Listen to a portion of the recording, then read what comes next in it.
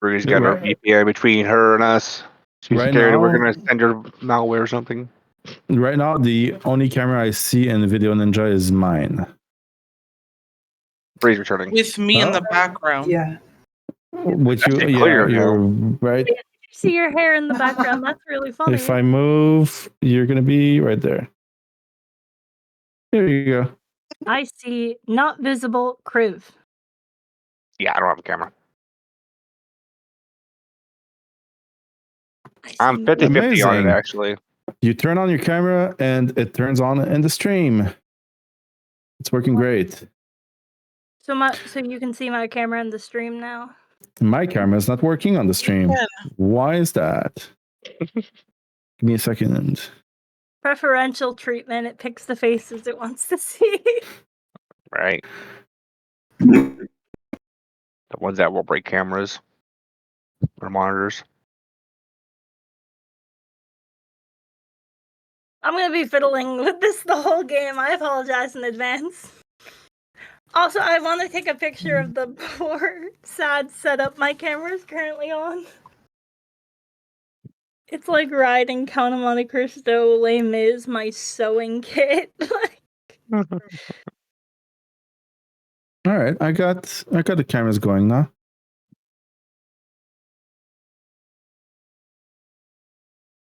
In fact, my whole entire laptop is balancing on my speaker and a few books. My fancy setup is a sham. It's probably cleaner. It's probably less cluttered than mine is. I got stuff all around my stuff. Cal told me that his kids are sick and that he's gonna be skipping. So let me just go do that real quick for him, so he does not get charged. Everyone's getting sick. Yeah, everyone's even sick. Yeah, my dog is sick. You were sick for so long. Almost a month. Catching cold and the flu, like back to back almost. Damn. I have students who are supposed to leave for the week to go to Disney. And I guess they're not going now. So parents wrote to me saying, "Oh, we're going to be leaving for the next week or so. They'll be missing school." And I'm like, "Oh, are you sure?" Last week I had thought of making Dimitri and Kriv also sick with a cold or something. And they just sneeze on everyone. Like all session. All they would do. It's Strahd in here. They just sneeze all Ember would probably session. just immediately die. Wait a minute. All right. So let's get things started. I believe we have a recap by Ember. Thank you so much. Please take heroic inspiration for that. And would you like to read it or offer someone else to read it? It was up at the old, but mostly just because my audio is feeling funky. You have the power. You can volunteer someone to read it. You've got the power. I personally would like Valgrim to read it. Yeah, Valgrim, read my shitty writing.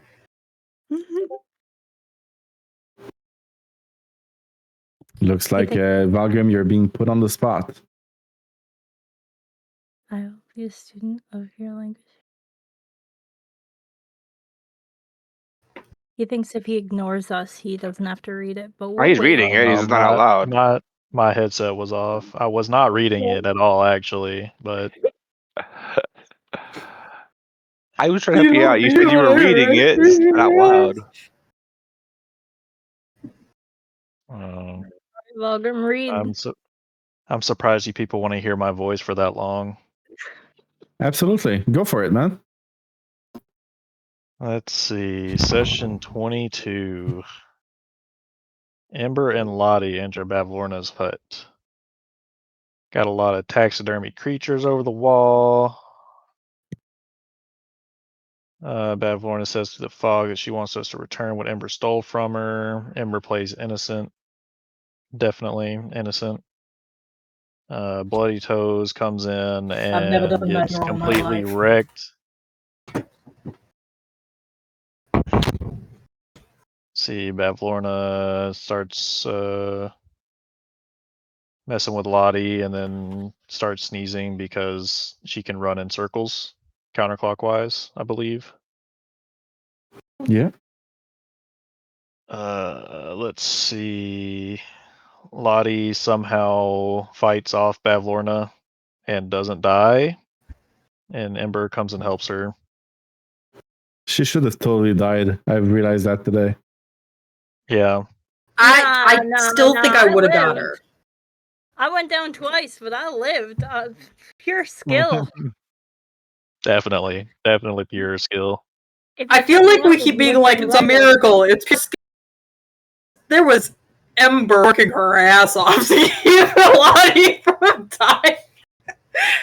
Just like, no, wait, don't, no, wait. Yeah, a miracle. Yeah. Yeah, a miracle. Lotte banishes the statue and starts summoning tentacles, which is they're gonna have to talk about that. Hey, hold on. I had nothing to do with the tentacles. Pure coincidence, as usual. I do not believe you, even without rolling an insight check. Bavlorna escapes, swearing she will inform her sisters and get her revenge, which means we have even a bigger problem on our hands because of what Lotte did. Ember saves Lotte again, unfortunately. Then they meet up with us by the balloon. I save all of our lives by navigating through the air currents because I'm the only one that knows how to. We meet up with some geese, and they give us some feathers so we can survive a fall that we're shortly going to take afterwards. Then we find the Jabberwock, which destroys our balloon, and we go flying over the edge. And Lotte is unfortunately still not dead, but nowhere in sight. Wow. Thank you. And this is where we will begin. I need to grab Lotte for a couple of minutes. Oh man, this is good. So we'll be right back. Try not to die. God forbid you make me happy. Gonna die. I will be so pissed if you die after all this. Don't worry, my task is complete. I can die out. No, you can't. You owe Ember a friendship.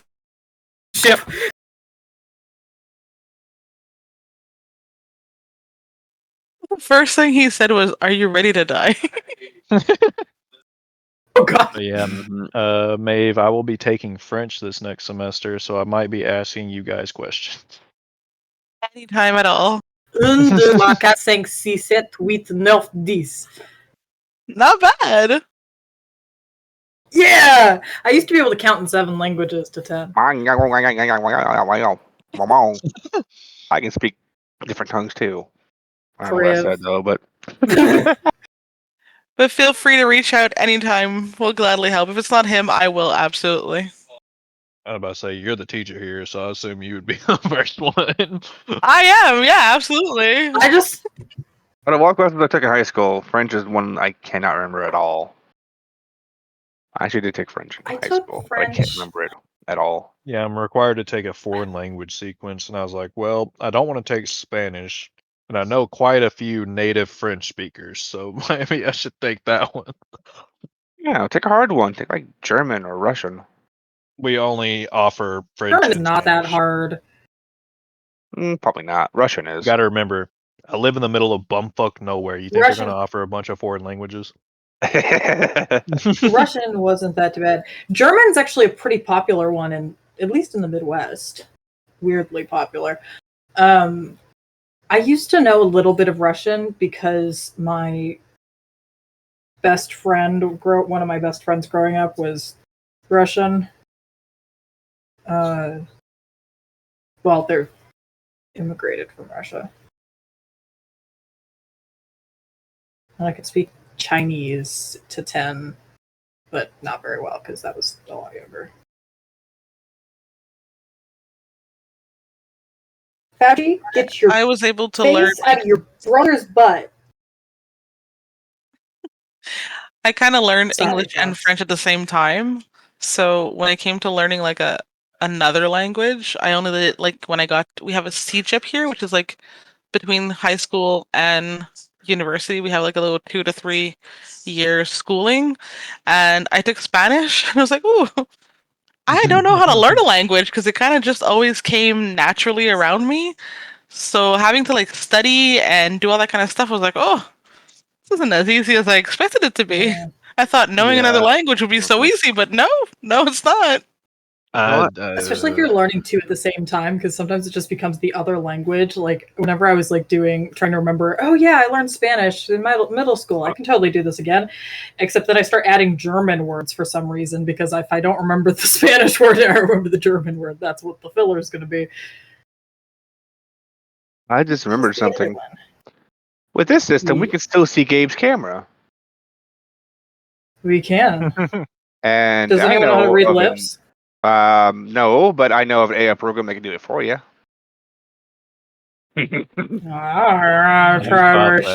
Snaker. Or we can ask Maeve. She's right next to him.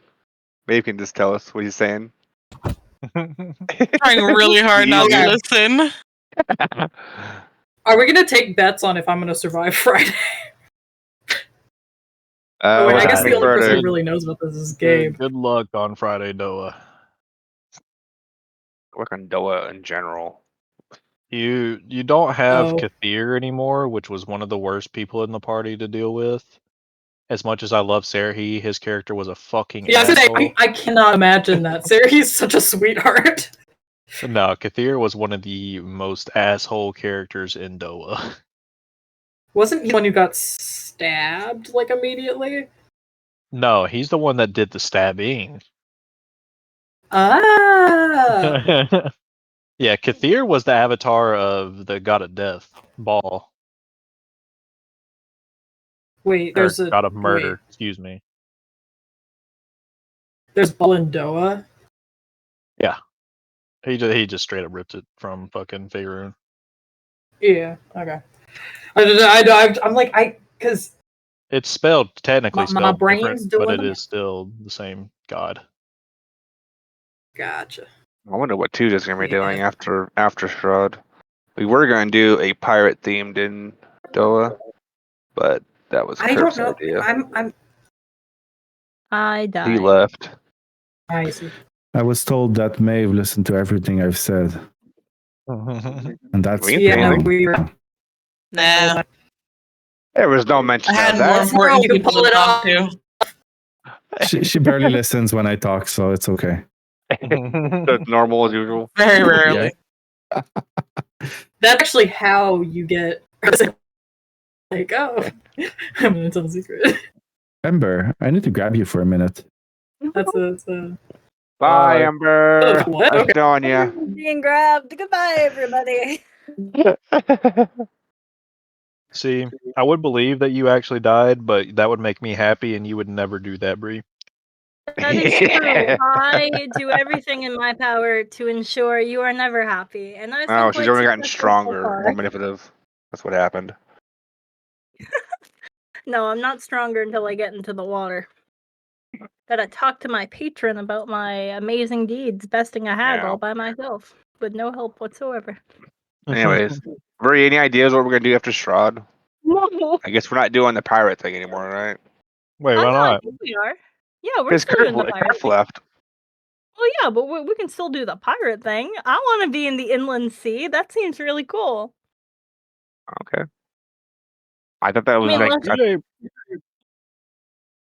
thought that was giving up because he I don't know. Maybe. He did rejoin the server. I don't know, but his last message to me was like, "Is Kent like really disrespectful when you ask my question?" It's like, I don't notice it. Yeah, so I think that's just how Kent talks. Yeah.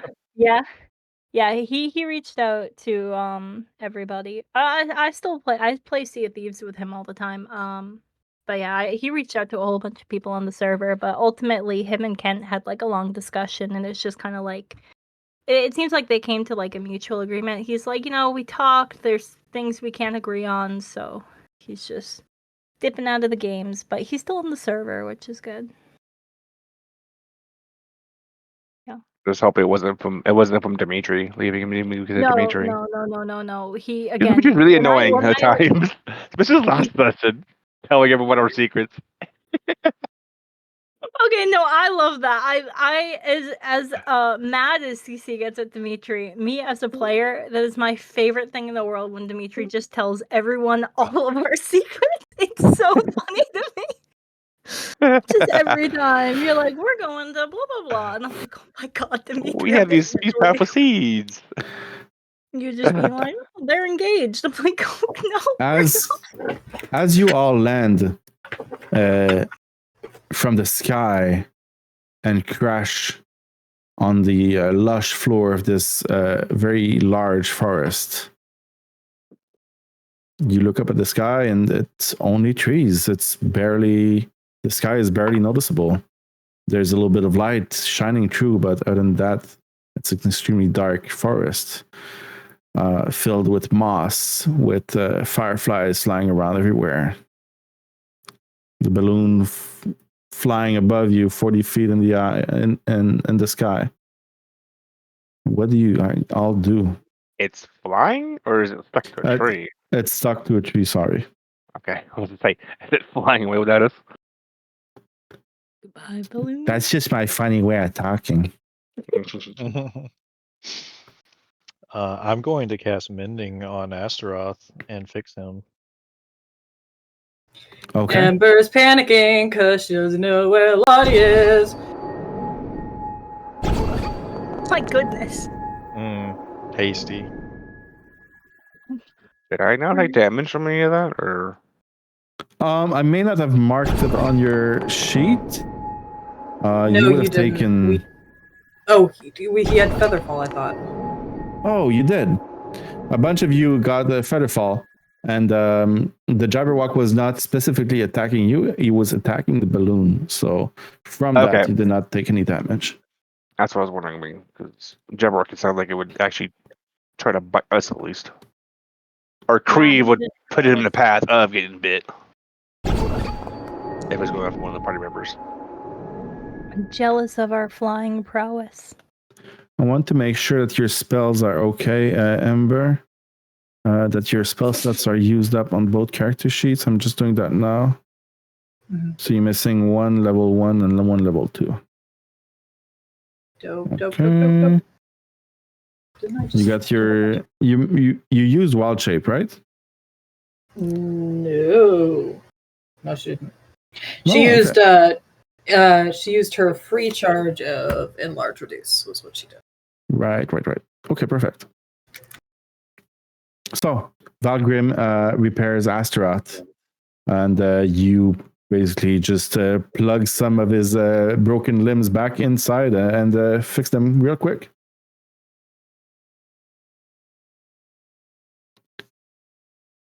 Lotte is nowhere to be found, but to the south of you, you do see a few miles away, when you were following the Jabberwock landing site to the south of you, with a lot of broken trees. Is it still laying there?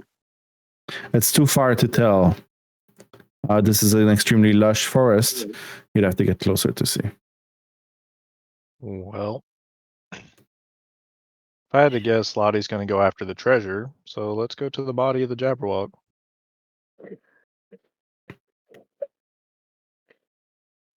Let's just be careful, because I don't know if it's dead or not. So is this Lotte missing, right? Well, yeah.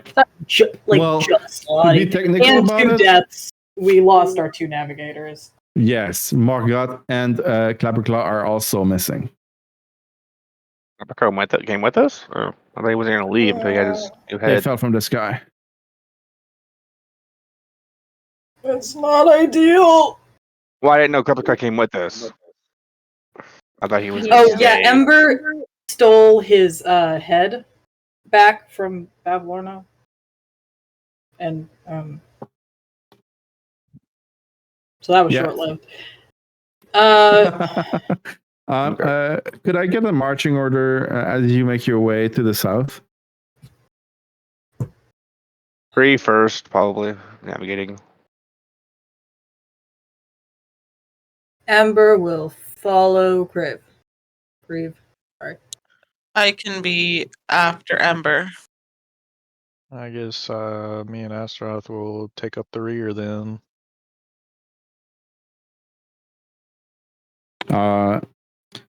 Cypher will place himself right between Maeve and Valgrim.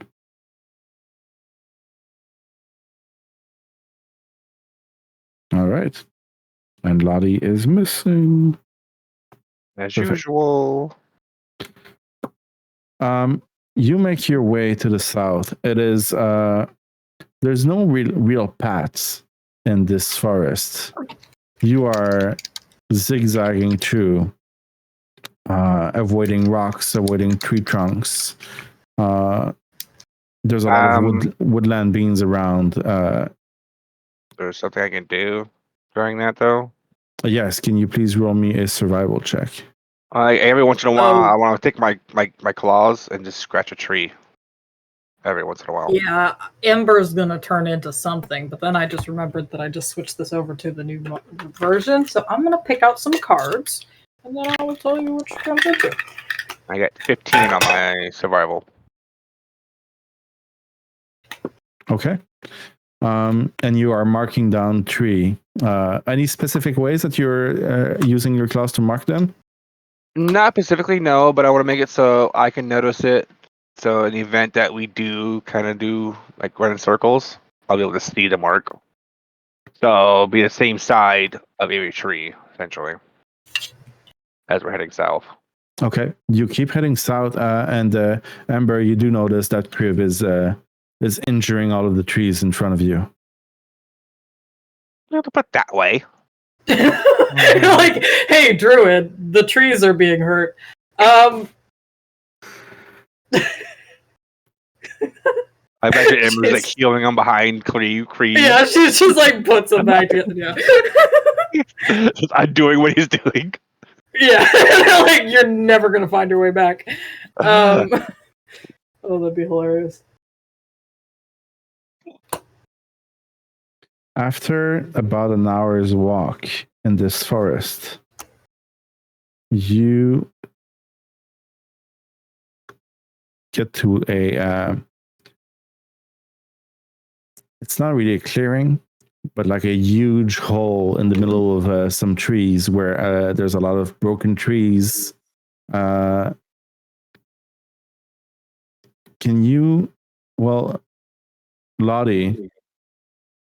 you see your friends approaching as you were investigating the Jabberwock landing site. So there's no Jabberwock in sight, however. I've been at the landing site for an hour, just sitting around. just to make sure it's clear that you unless you want to do something else, please tell me. No. I was wondering, does this constitute as a short rest if I'm just sitting in the big ditch that the Jabberwocky made? Absolutely. Absolutely, you can mark a short rest. Oh yeah. Oh, I should roll some hit dice. I wonder why. Mm-hmm. Oh, guys, I'm out of hit dice. Roll them all. Lotte is just gonna be sitting there in the big ditch in the ground. And upon seeing the group approaching, she'll probably just give a very awkward wave. Gabe just like turns his head. Ember very enthusiastically waves back. You hear an audible sigh in the back. Look, I know, especially Valgrim is not going to believe me, but I swear the thing just got up and walked away. I had nothing to do with it. I didn't. It just got up and left. Creeps just staring at you.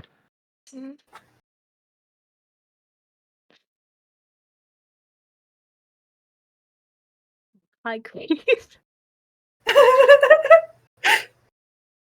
On the ground, there are claw marks that clearly indicate that the Jabberwock went northwest, and for a few steps walking, but the paws, the prints on the ground, disappear as it took flight. Well, I assume we have made it to our destination, hither, whatever this place is called. What was the plan after this? Some court? Creep just shrugs. I believe we were going to see whatever Queen Sir Talavar follows. Zabilna? Yeah, that one. Bilna, Should we look for those guys? If Lotte survived the fall, maybe they did too. At the mention of Satarvar, Brie rolls his eyes. Could y'all give me a perception check, please? Yeah, I'm real good at those. I got whole +1. I saw it. I got a 6. Not doing very good here. Maeve, save us. I got Thank you. 4. 19. Oh yeah, baby. A -1. I'm more perceptive than Valgrim, and that's all I care about. No, Valgrim's like his face palming right now because you survived. Very good job. Valgrim, you notice Crying that in the background. the tone of your skin has changed. Wait, Wow, is okay, it maybe still you just gray got or it's back to normal? Hold still on. gray. Oh. You're just sunburnt, so you're a slightly darker shade of gray.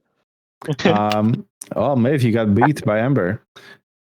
Okay, it's not a competition. Yeah, no, this is not, we're not trying to fight it out. Relax, DM. Sheesh. Ember and Maeve. On one of the trees, not too far from here, you see a poster just attached to the tree. Well, check it out. Yeah.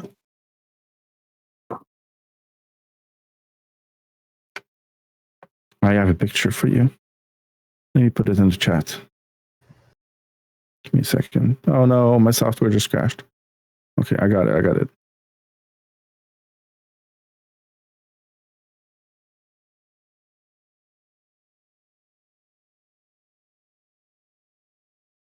Oh yeah, isn't the mountain I'm looking for here too?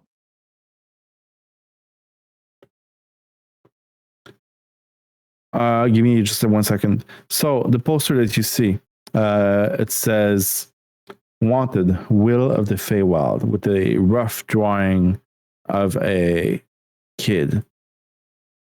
Deliver this rascal alive and unharmed. As payment, I offer you the power to bring the dead back to life. Signed, Granny. That reward does not seem proportional to the amount of work it takes to find a random kid. I could bring Iwan back. Who? Oh, he was my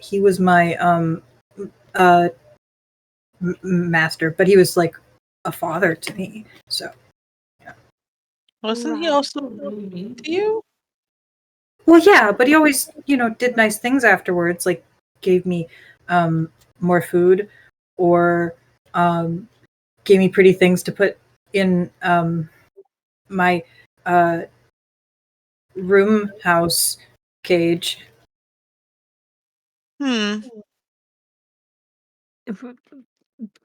Cage?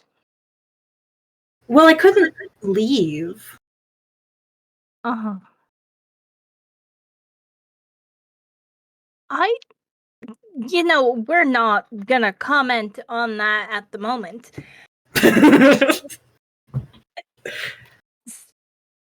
Do we have a direction we want to start going in, or are we planning on waiting here till that dragon thing comes back? Kriv, did your map change? He shrugs. I don't know. Can you look, bud? And he unravels a rope around around the mall and brings the map out and looks at it. The map is a little bit hard to understand as the features of the Feywild are moving inside of it. You can clearly see where Hither was and that you are to the east of it. But in terms of the features around you, you see a moving tree. You see a cave. You see a lot of rivers and trees and floating islands. So Kriv's holding the map and he's like twisting it upside down, left and right, just trying to. Every time he twists it, Ember's head turns to try to match the angle of it, and she makes herself very dizzy. Can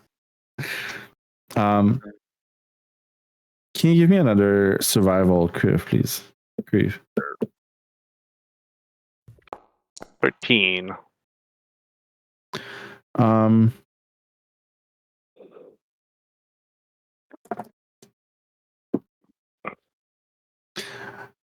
You think you can spot a cave to the you're not sure if it's southwest or southeast of you?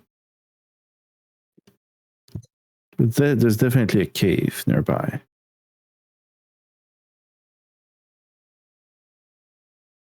Okay. That's the closest thing. I think that's the closest thing to us right now. Of importance, yes. Okay. Probably head that way. And I guess I'll just do a. Does he explain or does he start walking? Because it doesn't totally matter. Ember will follow.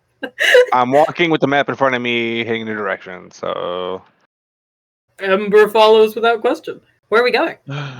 Actually, yeah, that's not without question. That is a question. Where are we going? One. So be the first one you said. Southwest. Yeah. Okay. All right. Give me a moment. And to answer your question, Ember, he points at the cave on the map towards you. Gotcha. Okay. All right. Cave. Why? He kind of just shrugs.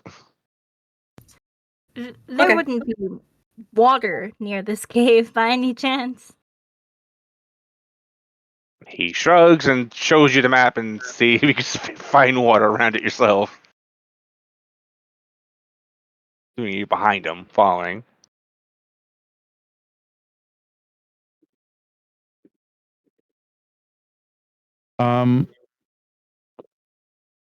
The way you're heading, there is a river not far from it. And let me show you a map. Let me just set up your tokens on it. Oh my god, Ember, so many tokens. Yeah, I'm really cool. There's so many me's.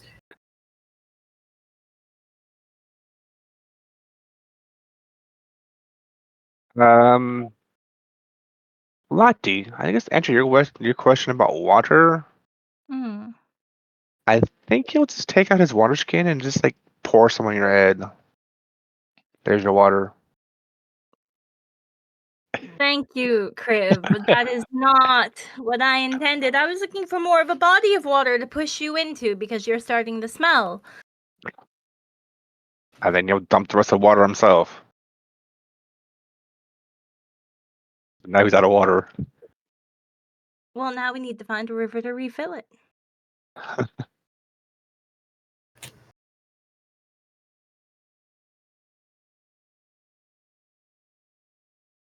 Actually, don't know where.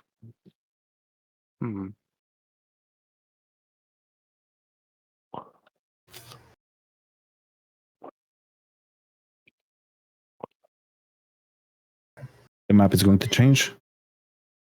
Do you see it? River.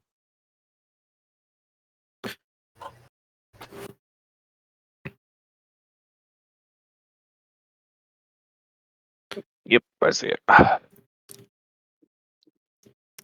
You start walking southwest towards the cave on your map, and after about 30 minutes, you get out of the thick forest, and you see a path right next to a river that seems to be much easier to follow. And as you continue on that path, following the river, can I get another perception from everyone, please? 14. Oh, I love using my amazing perception. It's truly amazing, Brie.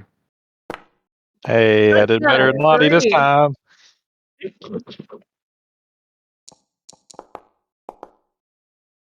Lottie's staring at the Question river. is, can we beat Maeve and Ember? No.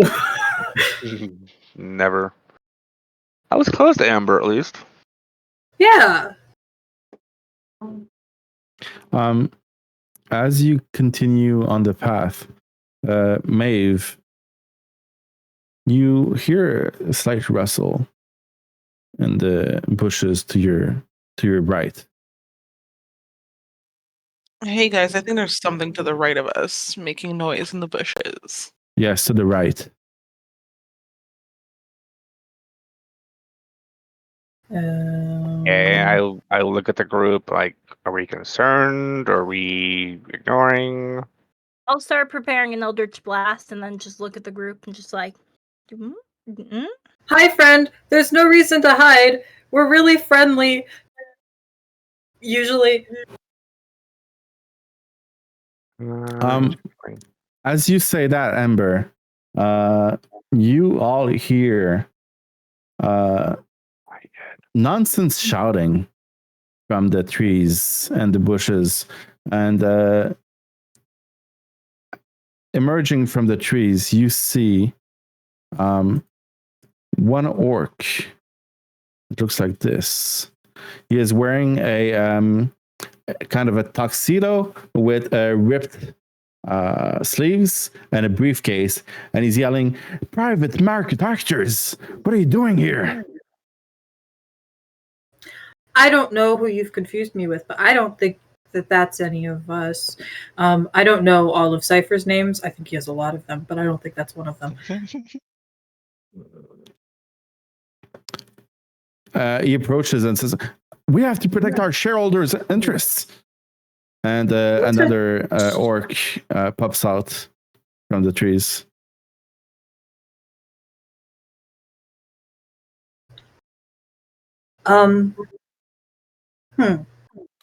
I don't know about what this shareholder is, or what kind of attire you're wearing.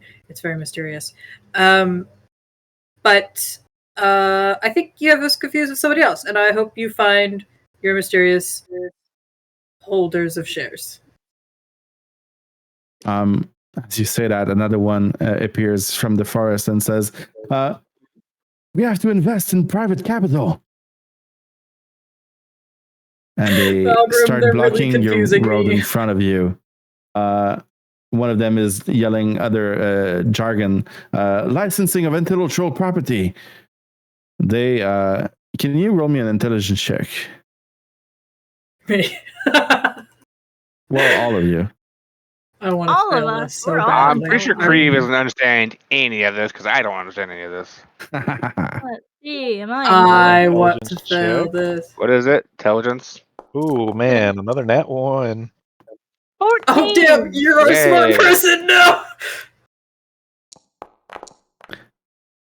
Yeah! I am so proud of us right now. You guys are making Lotte look great. I have a -2 and I still did pretty good. Well, Maeve can still save us. Oh my, that's the highest roll I thought I'd get in intelligence. Maeve, Ember, and Lotte, they mean business. Ember was rolling that one. And Oh I'm yeah, no, getting I initiative don't understand. as they all start to surround you. I'm gonna need initiative. That's a whole Oh lot. no. There's way too many Alright. people, guys. Actually, why am I saying oh no? This is like my favorite thing to do. Yeah, Can we talk this out? Like, there's way too many people. Talk this out. Don't he's do actually it more than again. happy to just. You will Get this not steal our commercial investments. And they all seem very angry that you dare intrude on their licensing agreements. This doesn't make We've sense. taken nothing. We've taken nothing.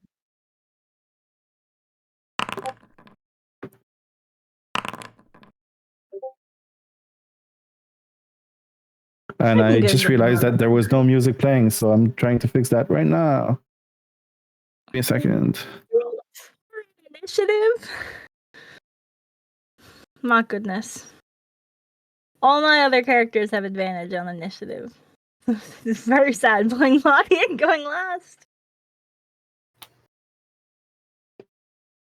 You also have a -2 to initiative. What is your fucking stat roll? No, because I'm exhausted. Oh yeah, Oh, I forgot about that. right. So you're gonna have a Wait, does -2. lesser restoration? No, it has to be greater to get rid of exhaustion, Yeah. doesn't it? Got it. Oh, Yeah, hey, that's only I can does what actually- poison. Actually, I don't remember.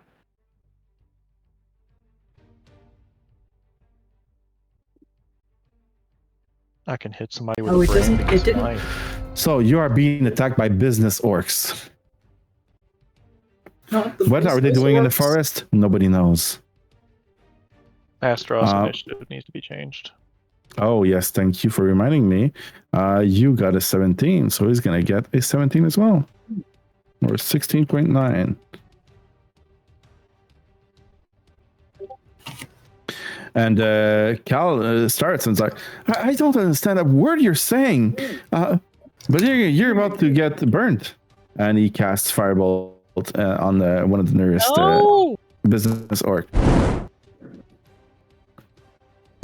For 9 damage. Maeve. I try to kind of reason with them a little bit, see what the problem is. Okay, what do you tell them? What exactly do you think we've taken from your business, whatever thing? They don't seem too intelligent, and they just keep shouting stupid business nonsense about their limited swear I liability dated a guy like corporations this. and private market actors. Sorry. Oh my gosh. Just like this. So familiar. What's so familiar?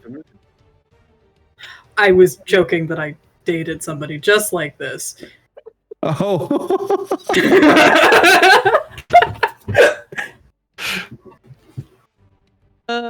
Okay, so they look threatening, is what you said before. yes, they have business axe in their hands. A Business axe? What? They're just regular axe, but they look proper. Oh, Jesus. And okay, so I guess we attack them. Okay, I'll attack the one Cal attacked as well. I didn't want to fight them. There's so many.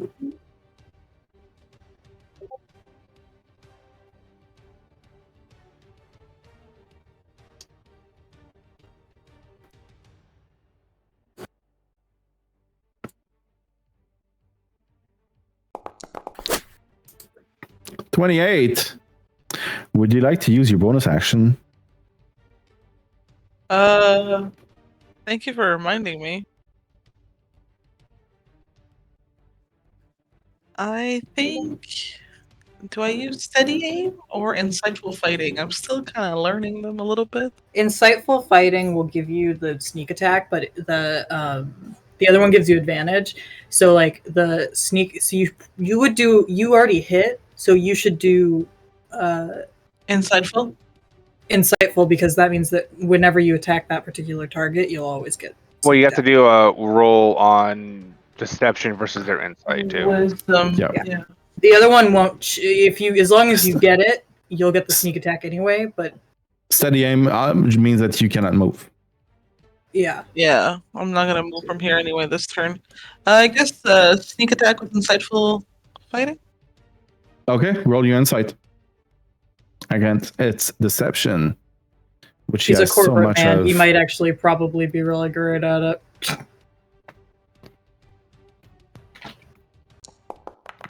Oh wow! Was that a natural 20? Yeah, it is. a Sure natural was. 20. My dude. Okay, your insightful fighting is active. So I can hit damage now. Yep. Yep, you have advantage on that single target. No, she It has. does that I have- advantage. It gives a sneak attack. Does it? Yeah, no, it just gives sneak attack every single time. She And it was does hit. 2d6, I think, or 3. Am I at 3? Hold on. 2d6, I think. Okay. I love this subclass so much. Inquisitive, right? Yeah. Yeah. So that is 23 damage, my friend. How do you want to do this? Oh shit. I think as I aim and let the arrow go, I'll sort of tell him or shout out that we don't want to fight all these business orcs and see if we can just make our way through without upsetting them more. As you fall, as you kill one of them, the others yell, "No, our investments!" And they seem extremely pissed at you. They already were. Is that your turn? That sure is. Okay. One of the business orcs approaches you, Kriv, Okay. and makes an elevator pitch. Bonus action: the business orc can make a charisma intimidation check to frighten an obstacle that it can see. Please make me a wisdom saving throw. Great. All I need to do is big words, and yeah, it'll work on Kriv. Oh, maybe not. 22. Does not work. And then he, out of his briefcase, he takes out his business axe and tries to attack you with it. 14 to hit. Yes, hits. For 10 damage. Yep. Another business orcs. Yeah, I get a reaction. I'm gonna use it go for it. Ooh, because I don't like being hit. fair. Actually, I should do another thing, but whatever. Vengeful Assault. Normal, because I'm adding 15 to hit. That is a hit. They do not have much armor on. Yay, and I have to go to the mall and do damage. Give me the damage part. Are you kidding me? So yeah, there's okay, yeah. Do that like this. Yeah, it's just being annoying. 13. Well, all right. Well, yeah, I have a bunch of automation that is not working right now because of the new D&D version. We should be getting them in a few weeks. All right, 13 damage. Great reaction. And it yells to you, you should really watch how you protect your investments. And another business orcs approaches and tries to... Oh, I can't reach you. No. They have 30 foot. Business pitch, again. And it's trying to... not business axe, but elevator pitch. Give me another wisdom saving throw, please. That's enough. Okay. I'm convinced that Kriv's ears are full of wax. We can't actually hear them.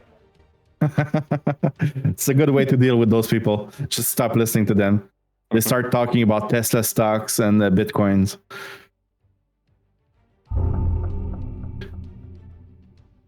Another one is approaching, but cannot reach you. Another elevator pitch targeted to Ember. Ember, give me a wisdom saving throw, please. Alright. He just turns to Amber and puts his ears on his fingers in his ears to show how Ember Ember's deal looks- with them. Distinctly so distressed by whatever the hell is going on. You succeed, and nothing happens. Valgrim, they are shouting nonsense left and right. What are you doing? Well, in fantasy world, the best way to shut these people up is to a good little stabbing.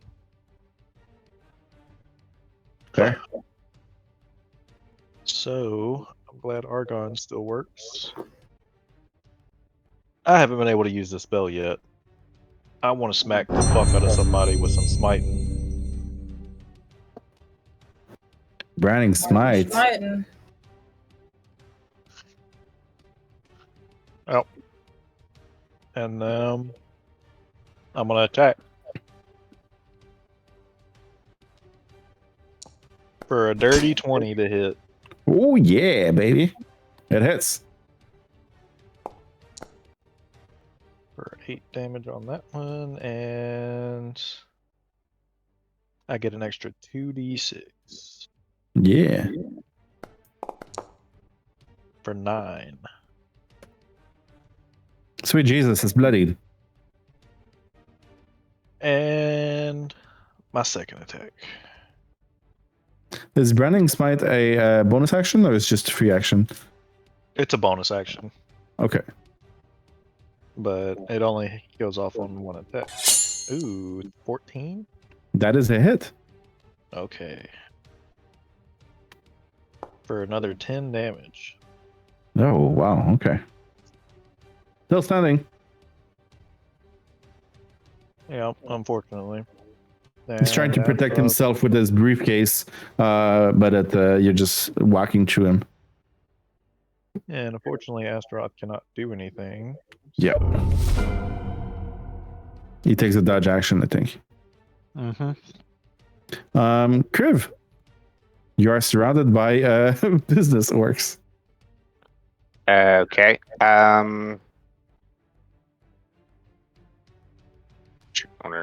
I should have done that thing earlier. All right. Sorry for this in advance, just in case something bad happens. But we take a long rest or whatever. You took a long Raging. rest on the balloon. Yeah, I just need to update some of my usage because I wasn't here to do that. But raging and did I do the thing too? No. So That's not going to do it automatically. You got to roll for it. Yeah. 7. And I don't have the table close by. I so do. I have to go check. Okay. I do. So flowers and vines. Typical run is one we've seen before, so it's not that difficult. Just difficult terrain around me for 15 feet. For enemies. I won't affect the party. Because I've done something before already. So pretty much dead vines and dead flowers about 15 feet around me. Okay. There you go. That's on. Dripping enemies a little bit. Okay, that's that. And then let's continue one that I've been hitting before.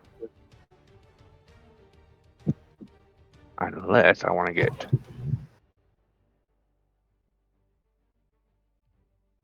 Kriv's going to use a little brain cell here for a bit, and he's actually not going to attack. He's going to move. Opportunity attack from this guy here, though. Okay. You will take it. 21 to Yeah, hit that hits. Yeah, that hits. for 13 points of damage. So 7, because I'm raging. Yes.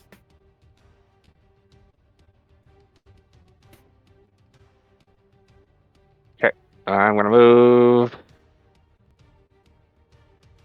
I know what you're going to do. Yep. And I love it. I should do it. Yep. We'll see. Breath weapon. Use ability. It's an action. Yeah. Okay. All right. Action. Perfect. And I get 4 of them with it. Can you place the template? Yep. Oh shit! He's barely in it. Well, he's the other dead guy already. is dead. He's dead. So Okay.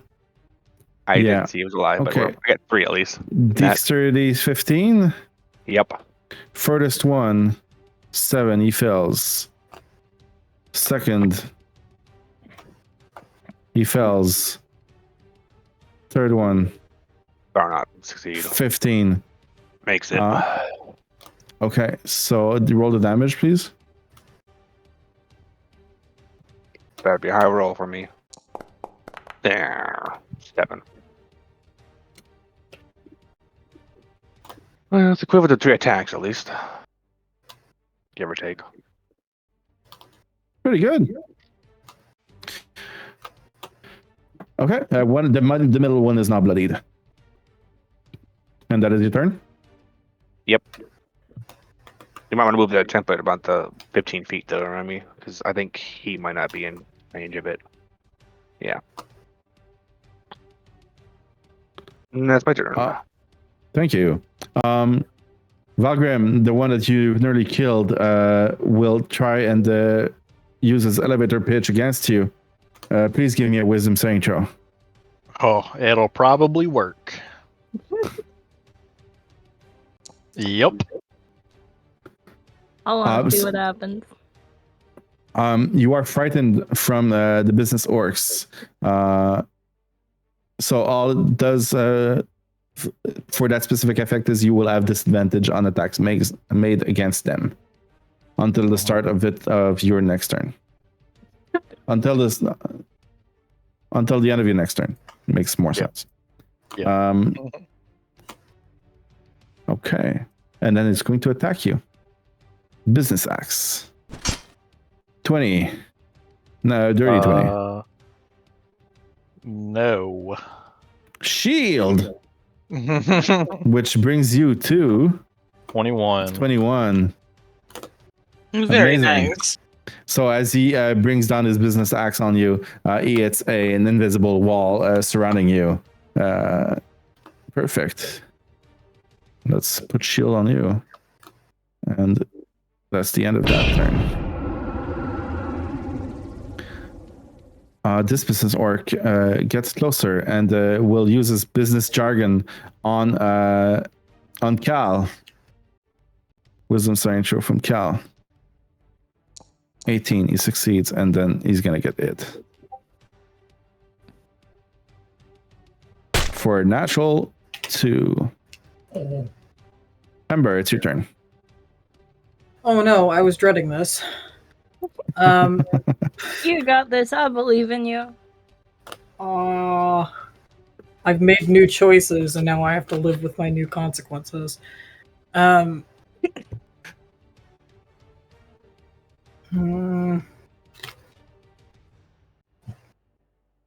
and just to make it better, my game's gonna be acting up. Okay. You can roll real dice if you want. Oh, here we go. It's back. We're back. We're back. We're live. Yeehaw. Ye frickin' haw.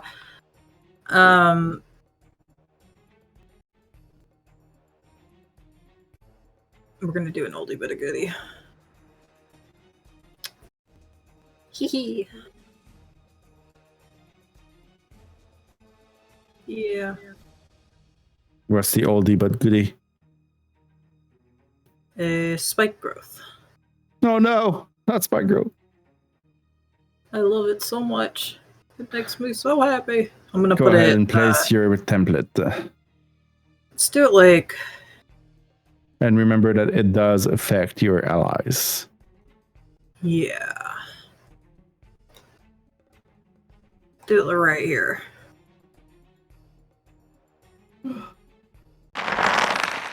Ooh. If you okay, all right, you getting the one to the north of you. Okay, perfect. This one here is dead. It doesn't hurt them immediately, I thought. It does not. Oh, but he's dead. He's Okay, already gotcha. dead. Oh, I see. All right. Yep. I think that's everything I'm gonna do. Okay, thank you. Well, this guy is going to do a survival check, perception or survival check against your spell save DC to recognize the terrain as hazardous before entering it. What is this? Your spell DC? Uh, Oh no, lost the dice. let's see. 16. 19 on the dice. Could you So be he dumber, does please? see that it is dangerous. And he's going to go all the way there, and the vines and plants from Kriv are very difficult. He's going to dash to get to him, but he does not have any other actions, so he's going to just use his elevator pitch against you, Kriv. DC 9 Wisdom saving throw. Yes, DC 9. Oh. That one actually works against me. So you will have disadvantage on them. Not a problem. On all of them, or just that one? On all of them. Okay. Not gonna lie, I love these guys. They're hilarious. Lotte, one of them is coming out of the bushes and is going to use his elevator pitch against you. I need a wisdom saving throw from you, please. Oh man, I kind of want to hear his elevator pitch. Well, his elevator pitch is, you should really Shut up, purchase Brie. all my sell and good services. And you're buying it. Sold. I'm sold. I got a 3. You will have a disadvantage on them until the end of your next turn. And then he's going to attack you with his business axe. Natural 1. Oh, hey, I don't have to do anything with it. Cool. I don't have You to help don't. Lotte.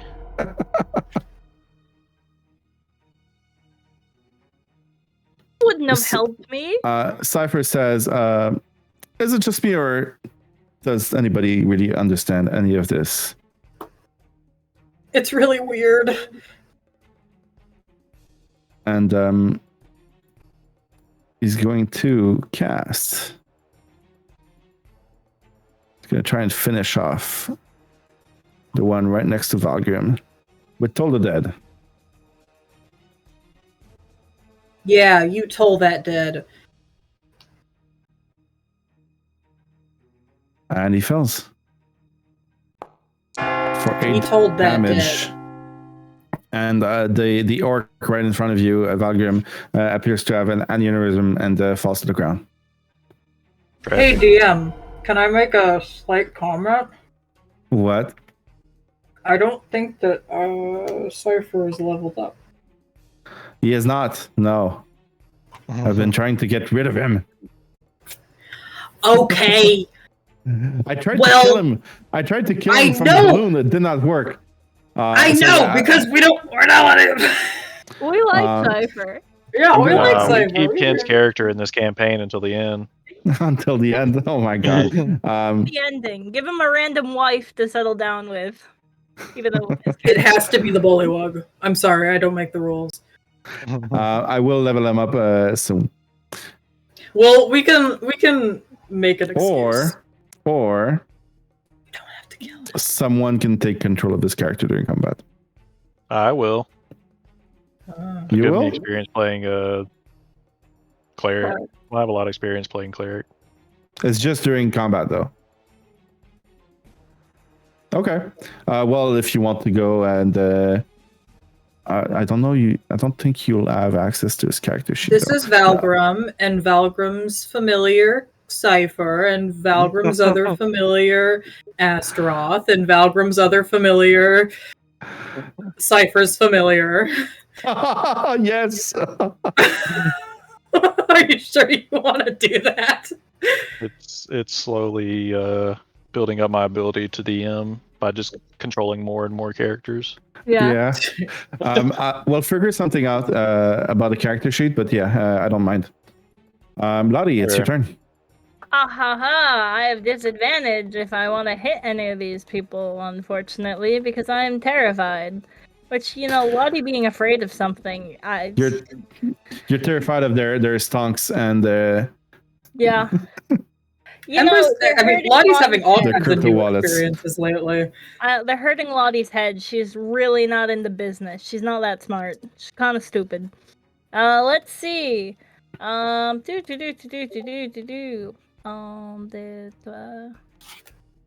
gonna move here 10 feet.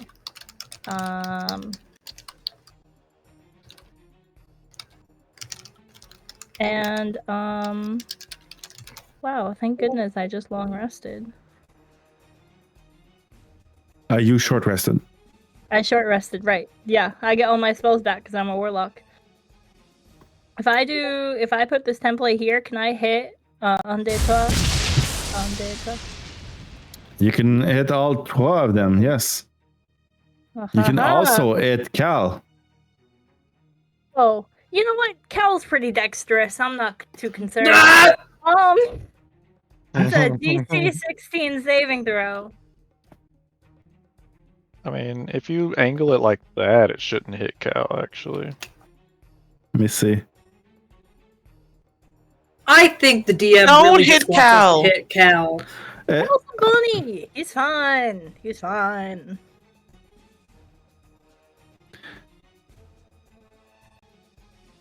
Why can't I draw a line? You'll have to do it straight out and then move it. So, if you want to avoid Cal, you're also avoiding the last guy. Yeah, no, I'd rather hit the last guy. Cal will be fine. He's a bunny. He'll hop away. All right. DC 16 dexterity saving throw. If Cal you is hurt gonna- him, He'll be fine. Well, Cal got a 10. Does he have any? He's going to use his chronal shift. Dodge this.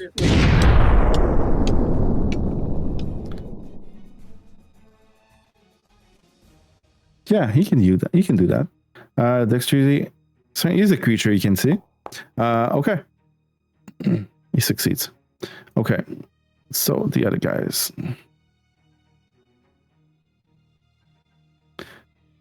19 for the first guy. 14 for the second. 19 for the last guy. Is it save or suck, or is it half damage? On the failed save or okay, it's half damage. Please roll the damage. The damage was 19. 19. Yeah. Only one person takes it in full.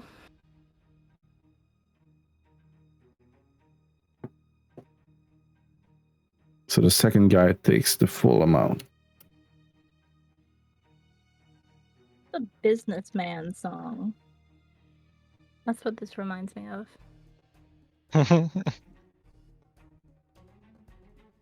This song.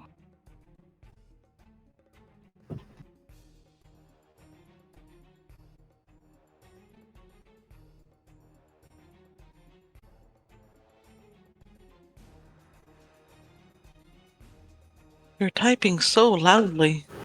I'm so Who is sorry. typing loud? My goodness.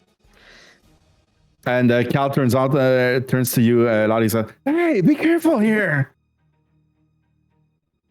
Honestly, I swear to God, I thought bunnies were immune to lightning. What? Is that your turn, Lottie? Yeah.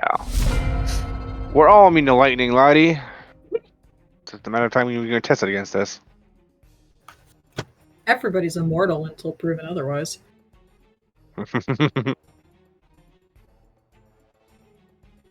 Why doesn't he have freaking magic missile? Because he doesn't feel like it.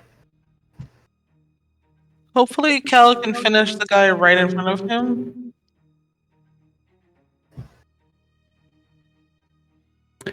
Cal is going to say, they're really hurting my brain, and is going to cast Fireball. And intentionally hits Lotte with it.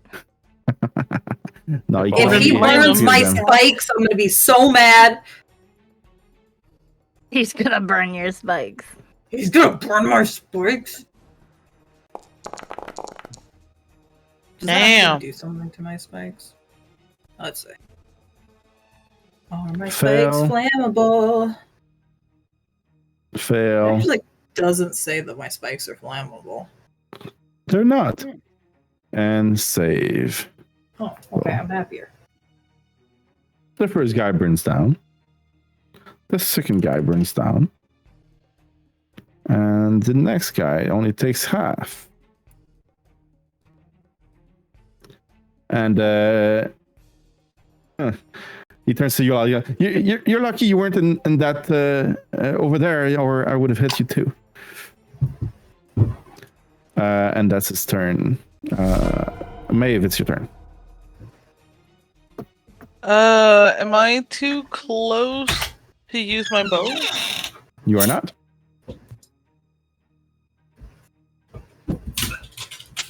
The one in front of Cal is already pretty badly injured, so I guess I'm gonna go for this one. Okay.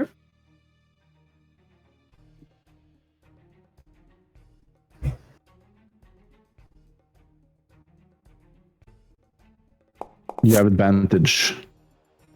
Oh, I didn't roll with advantage. Want me to roll again? Yeah, you might crit, but it's a hit. That was close. Okay, that's a hit. You can roll damage plus sneak attack. I have to watch my dog going outside now because he might snort some more foxtails, and then I'm gonna have to bring him to the vet again. 14 total. How do you want to do this? Ooh. Honestly, it's just yelling "back off" and then shooting at him. Okay.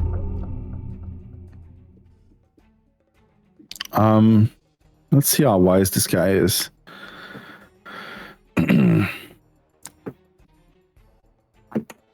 Not wise at all. He yells out, "It's time to have a strategic retreat and collect our losses." And he starts running away, hitting the spike 2 times, which is how much damage each time? That's an excellent question. The answer is 2d4, so 4d4. Go ahead and roll that, please. Yes, sir. I shall. 44. 44. Taking 10 damage as he runs inside of the spikes, and it takes 5, 10, 15, 20, 30 feet. He gets all the way here. And he's going to dash.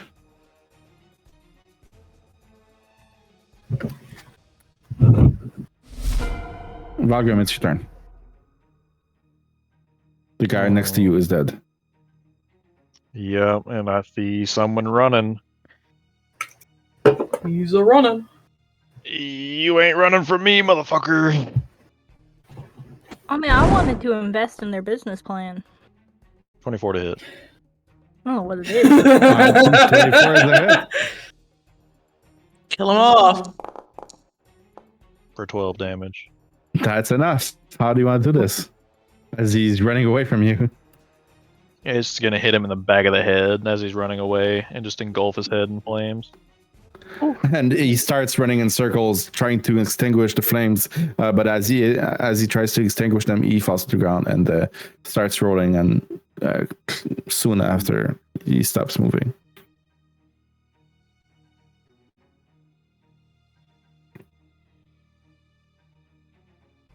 Is that your turn? I have my bonus action still, so I'm going to have Astrod attack. So he is going to step over here. And Advantage. Let's use some fire. For 16 to hit. 16 is a hit. For 10 damage. 10 damage is good. And it is now bloodied. Kriv. Yep. So, I There's guess the guy next to only me. 2 of them left standing. Oh. Right next to you This and guy next next to to me? Astaroth. Yeah, the guy next to you and Astaroth. Yeah, I can't see it. It's a indicator.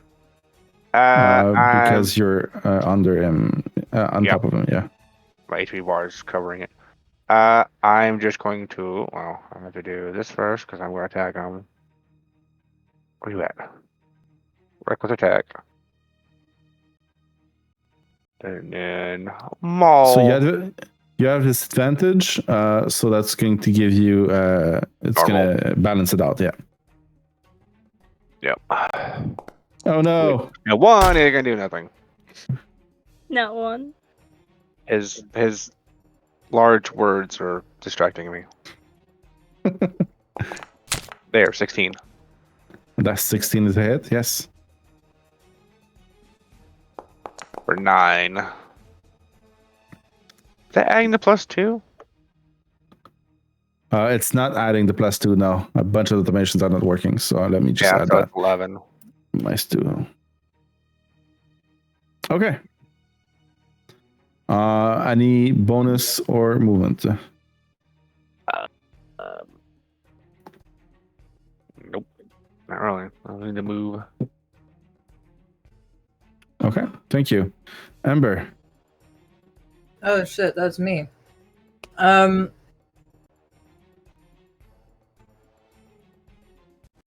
have to play the loading game. You're still loading Foundry? Oh, what happens is my computer's awful, and I switch over my page so that I can read the spells without having to deal with the loading, and then I have to go back to the page, and then it decides to continue it. And then one day I die. It's the computer that's going to die. But if you want to read the spells, you can open your character sheet, right-click the spell, and click Edit. And you can read it from there. If your computer can handle it. Yeah, that's a question. All right, I'm going to drop concentration on Spike Growth because none of the baddies are in it anymore. And it looks like we got two mofos. Yes, one here. And one right here. Ember's going to be feral, and she's going to go primal savagery. All right. This guy. She's going to try. And you swing. He protects himself with his briefcase, and you scratch it, but does not hurt him. She hisses at him, and she ends her turn. And it is the business orc right in front of you. Will try to use the elevator pitch against Kriv because you're very threatening. Please give me a wisdom saving throw, Kriv. Yay. Can I try to shout over him while he's 16. talking? Yes. I can be louder than you. Ah! Roll performance. Oh, fuck yeah. Thank you.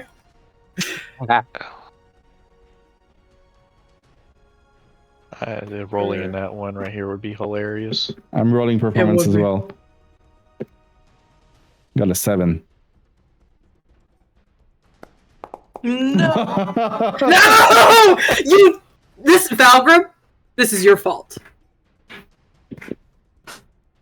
This is amazing.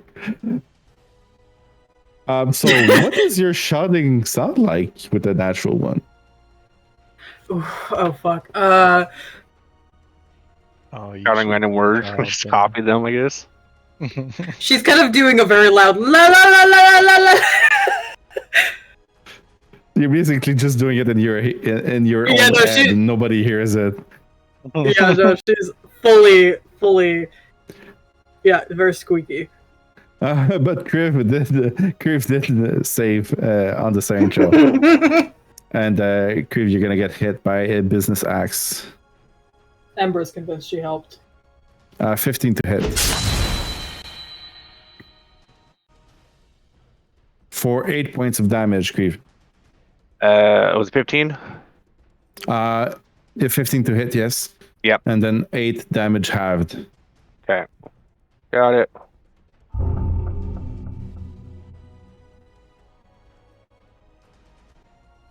This guy looking around doesn't really see a way to escape, and will try to go through the weakest around him, which is Lotte. And he's going to try to use his elevator pitch against you, Lotte. Wisdom saving throw, please. Oh, I'm fantastic at these. One day I'm gonna say that and it'll be correct and I'll roll something good, but today is not that day. I have 7. He yells to you, shareholder interests, you really have to protect your interests. And you will have disadvantage on attacks against them. I mean, I'm really worried about protecting my interests, apparently, whatever he just said. 14 to hit. That misses. What? Yeah, I have a 15 AC. Bollocks. Okay. Cypher. British exclamation. So Valgrim, what would Cypher do right now? A level 4 Cypher. A level 4 Cypher?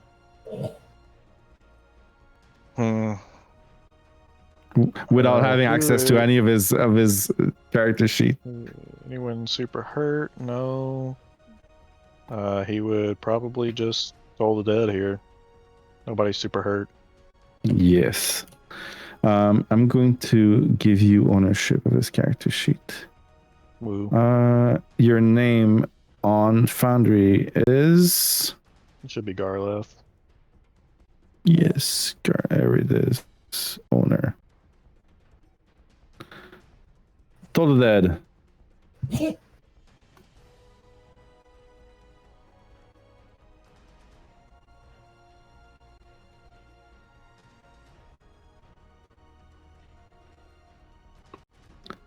Full damage. That should not be a D8, D12.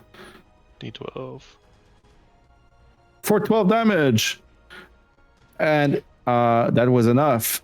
And the orc falls to the ground, lifeless. Lotte, it's your turn. There's one of them left standing. Well, I will target the only one that is currently left standing, which is right there. And this is still at disadvantage? Yes. Cool. Let's see if I can... Where's my attack button? Not again. I know, right? Why does Or it... just like... It just really does not like me. Well, I have a +8 to attack, but I have no attack button. Even the manual ones aren't there. Roll a D20. Roll a 3. That's not enough with the +8. Yep. And I believe that's everything we can do unless we roll the Eldritch Blast separately. But I don't know if we do that. You do. Oh, Make a separate attack roll for each beam. Yes. And I rolled a nat 1. Alrighty, we're off to a great... It's a miracle I'm alive. My rolls are always terrible. Both Eldritch Blasts buzz around his head, missing him. Yeah, I'm terrified about my investments, which they are clearly not safe according to these orcs. Firebolt from Cal, nearly a crit for 14 points of damage. It's better than what he usually does, so I mean... I'm saying Maeve. cows is these guys' weakness.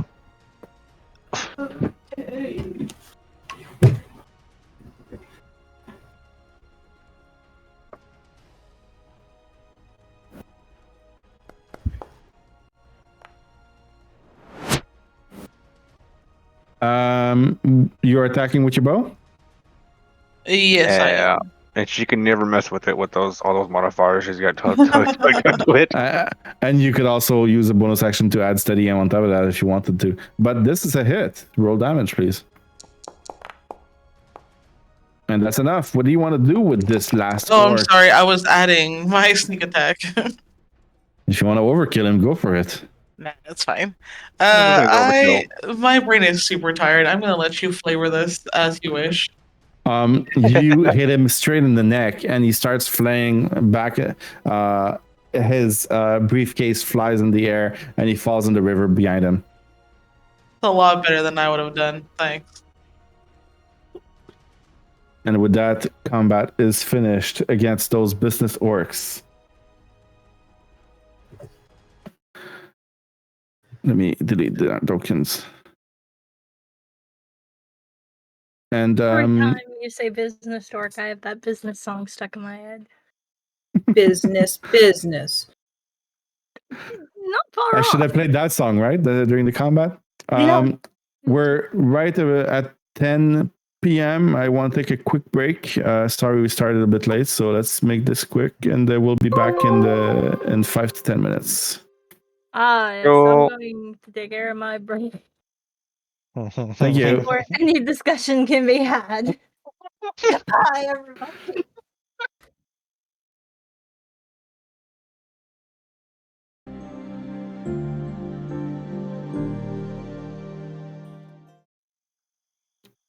And we're back.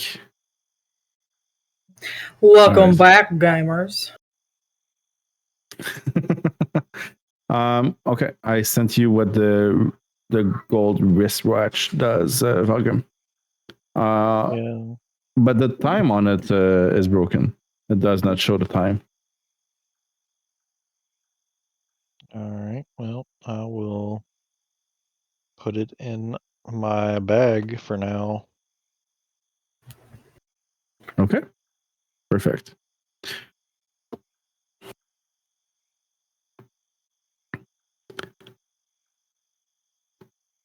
Kriv, are you continuing the walk to the southwest? Yeah. I guess that's the only way we know, and that's the only cover we can get from the Jabberwocky because we know it's flying now. You've been walking for ever since you left the site of the crash. You've been walking for 30 minutes now with the time of the fight, and you have not heard it or seen it in the air. Yeah. For now. Still keeping a watch out for it. Yeah. Okay, I'm gonna change the map real quick. Give me 1 minute as I set it up. Got this. Kriv. Gives me more time to make fun of Brie.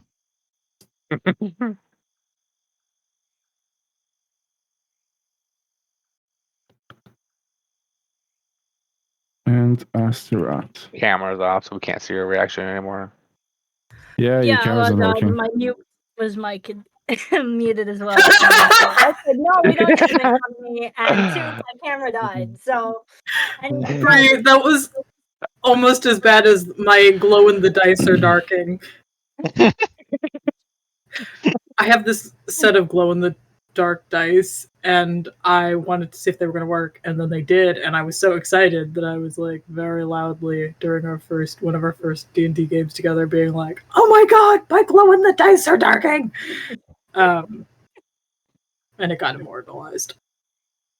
Immortalized. All right, I'm starting my camera. I'll turn on my other camera, I guess.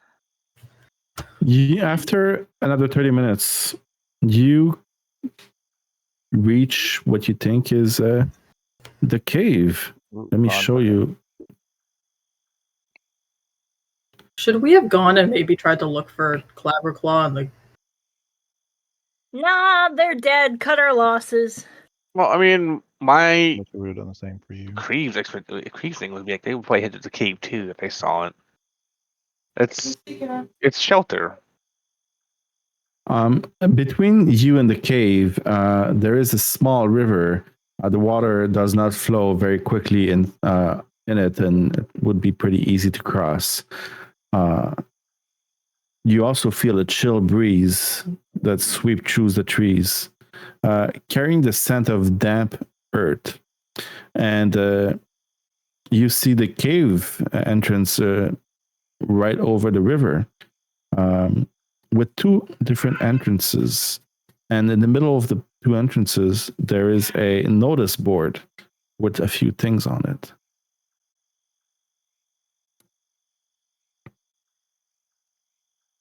A notice board?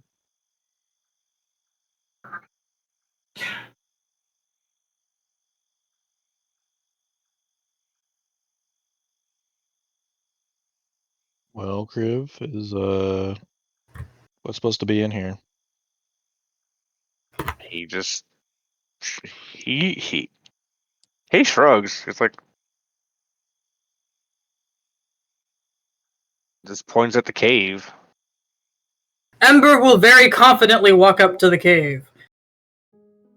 Through the water that's probably drowning you. This is an excellent point. The water is about 5 feet deep. Shit. Yep. But it is not very wide. Would you say deep enough for a swim? Oh shit. You can see the bottom of the water. This water is not murky like the one you've seen in Hither. It is very clean and serene. There's not much current in this little river here. So yes, you can go for a swim. Oh man, guys. I assume we're gonna be setting up camp around here. Right? So we're not gonna go far. So if I took a 5 to 7 hour swim, it wouldn't bother anyone. Seems rather long. Yeah, I was gonna say somebody's gotta say something first, because otherwise Ember's gonna be like, "Yeah, no problem." It probably won't be that long. An hour max. I mean, it won't be like last time when you guys just abandoned me. And you know. If only we could. Do we really have the time for 7 to 8 hours? If it's just an hour, perhaps. But I mean, it might just be an hour. You know, it really depends where the water goes. Well, but we're setting up camp around here, right? We're gonna get some rest, maybe. we just had a long rest on the hot air balloon. But don't you want to be back on solid ground? Get our bearings? We should go look for Flabberclaw like and the you do, though. Other one. We did just fight a Jabberwocky. Right, we could do search parties. Why don't we go search for our friends while I take a swim? I'll search for them in the water. Oh, okay. I could search for them on land. Counterproductive. Sounds like an awful idea. Split the party.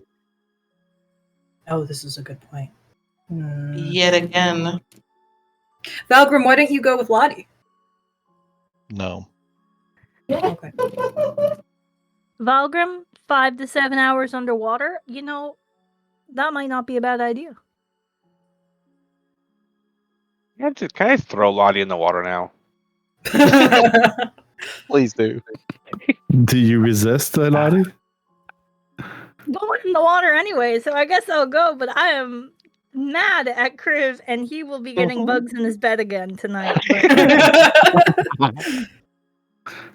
Just picking up my scruff of your shirt and just toss you into the water.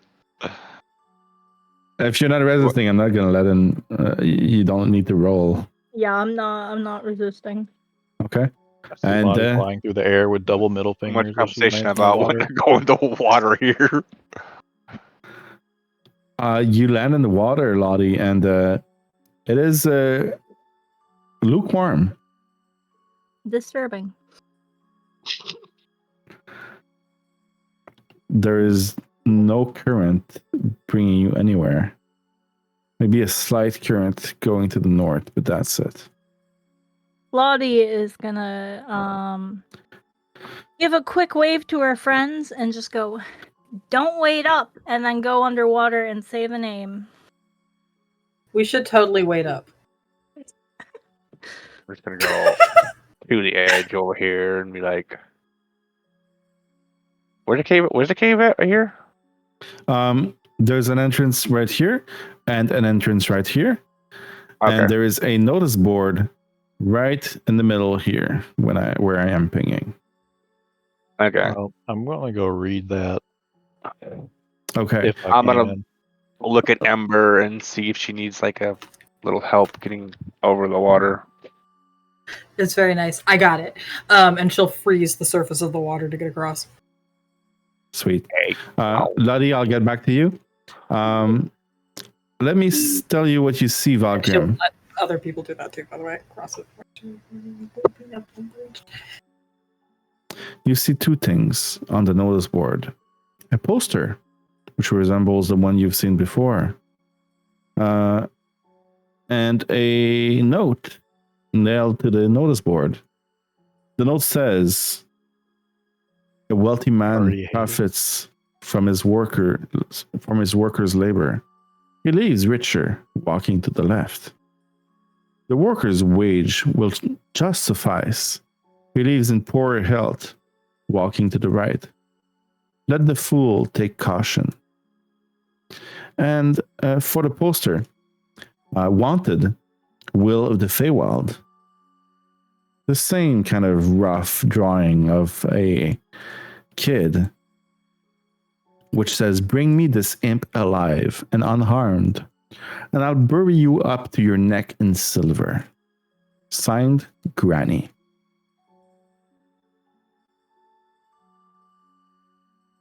Oh, that's Yeah, different than what that she is. said last time. What was the last time? I forgot. She said last time, Will of the Feywild, deliver this rascal alive and unharmed. Payment I offer you the power to bring the dead back to life.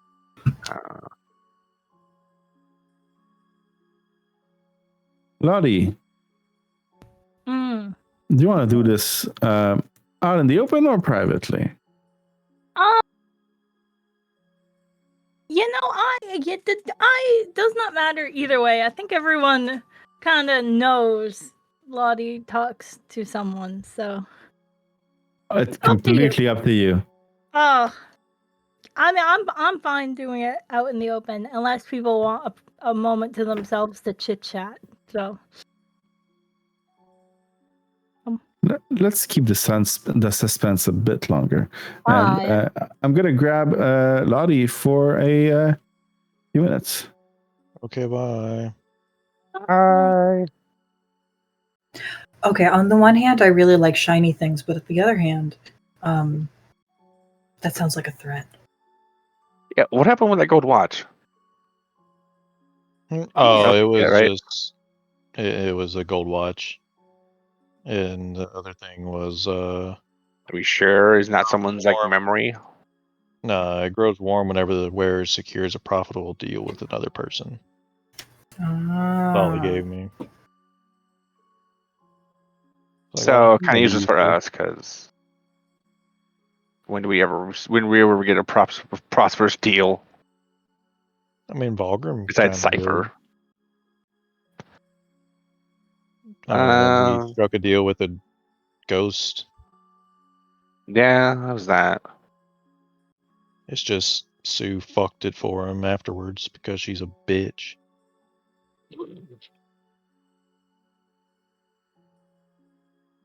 Well, I guess you got a profitable deal with when you got the ghost to possess you.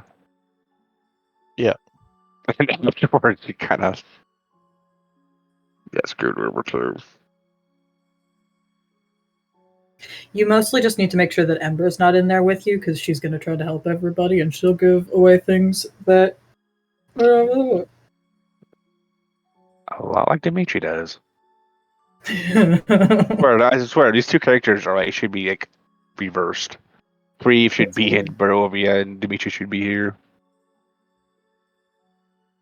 It's so much more funny when they're not. Yeah. That always happens when you like make a whole character and you're like, oh, so much better in this setting. Yeah, Kriv was one I've already pre-built. Most of my characters are already pre-built. I haven't really been able to make any more characters recently. Cause I get a general sense of it, and I pretty much make the build around the RP sense of it.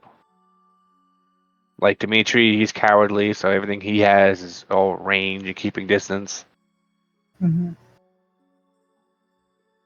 Greaves untrained, doesn't know much, so yeah, that's how he does. Has some spiritual power he doesn't know. Kind of acts on its own against the wild magic.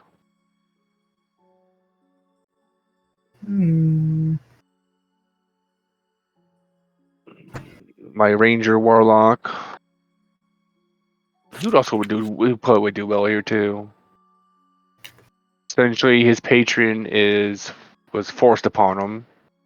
He was strict in a deal to get out of prison, and now has to hunt down the stupid fiends, runaways. And oh yeah, he doesn't get to choose his level. It's rent. I do a roll on it. See if I get fighter or if I get warlock. Up at a certain level, of course, but That's fun.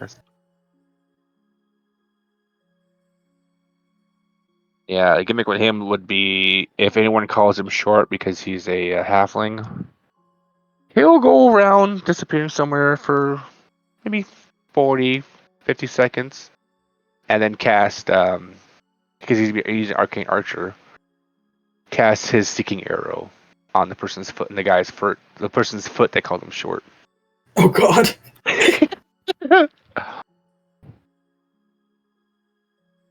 Alright, what has happened so far? We have Ember learned plot stuff. Lotte had her own thing. She was off somewhere. Lottie's lost. How about we start? You're looking for Jabberwocky. And we happen to go the same direction to meet up with her. Lottie's in the Jabberwocky landing. There's us. We got into combat with some economic orcs. Business orcs? Or was it economic orcs? This sounds like economics. I don't know. I was confused. Orconomics. Every time they say something. Orconomics. That's a good one, actually. Okay, I've got to take a test now. Apparently, I've been sent.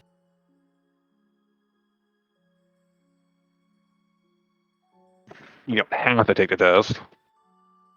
I was curious. I was curious about it. Oh, you were not the only one who asked me about it, so. And they all pressured me to show my results. I was like, okay, fine, I'll send it to you guys. I don't know what this is. I got food on the way here, so I will be AFK in a minute. I'm waiting on my food. It was supposed to be here. Food. Yeah. I love DoorDash, but I also hate it too. It's so expensive, but it's it's always tempting to order something. Especially end of the day.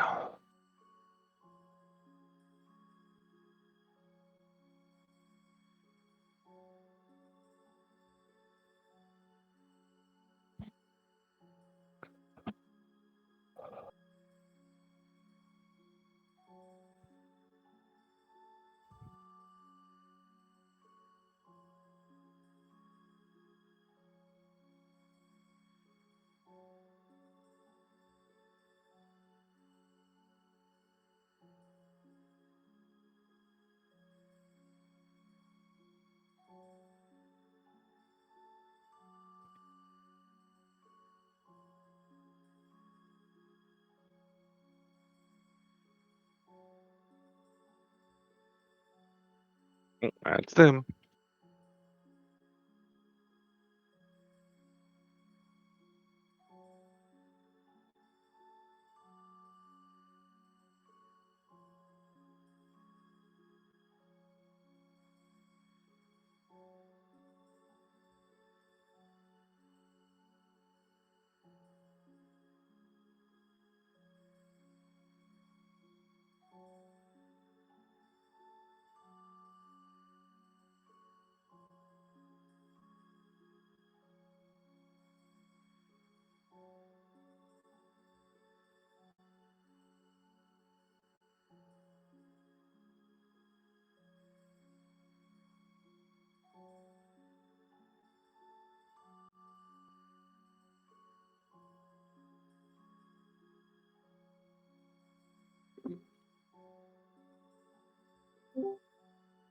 guys, I'm back and I'm alive and I'm noticeably wet.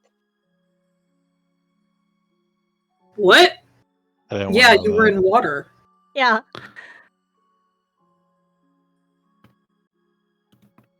So let's get back to Valgrim and Kriv and Ember that have crossed over the water. Cypher will follow with the ice bridge that you created, Ember. So will Cal. How about Maeve? Yes, I will follow.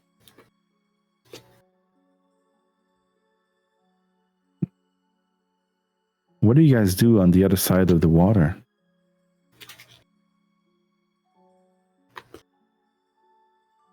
There seems to be a lot of talk about wealth and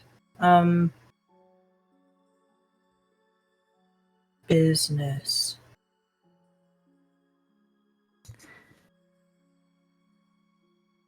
Working on.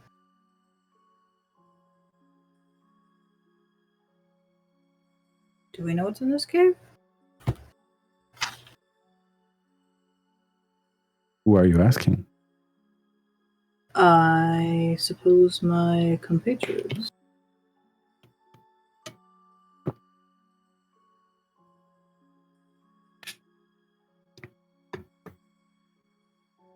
All right, I guess we're going in the cave. Which way do you go? Excellent question. Do we want a worker's wage or I guess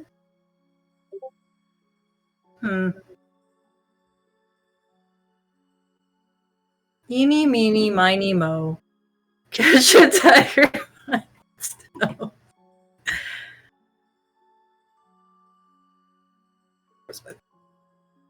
Is Ember alone? Where are the others? I just got back. Valgrim. Okay. I was getting my food. Oh yeah, no, we're just deciding what we're doing now. And then my brain completely blanked. That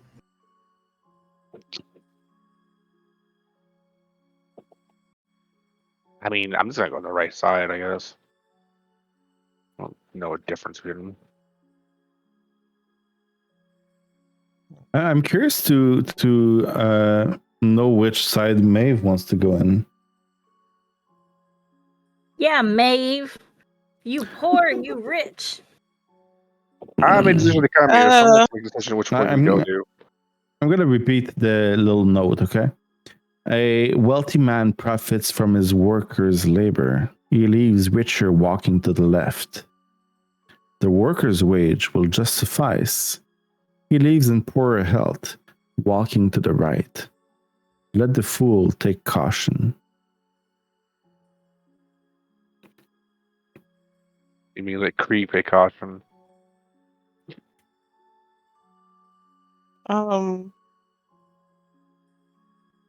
Did the group decide on one of the sides? Nope.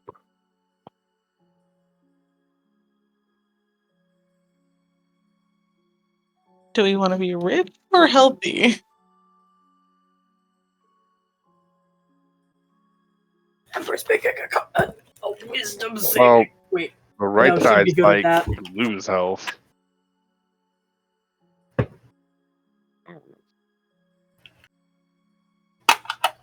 Grave's not far enough for this, so you guys can decide. Well, I'll tell you right now, I'm not going to be about exploiting workers, considering I am a worker. I don't know what you're talking about. Iwan was very, very wealthy, and he said that in order to do that, sometimes you got to step on other people. So, wait, is that bad?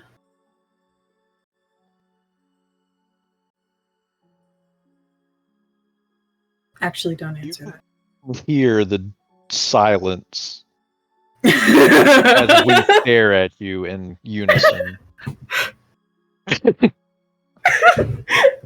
It's mostly ironic because it's very clear that this is against most of what Ember ever talks about. Like she's like very against anything regarding like being mean to other people. But for some reason, whenever she's like, "Yeah, Iwin does this," she's like, "Yeah, there's nothing wrong with that."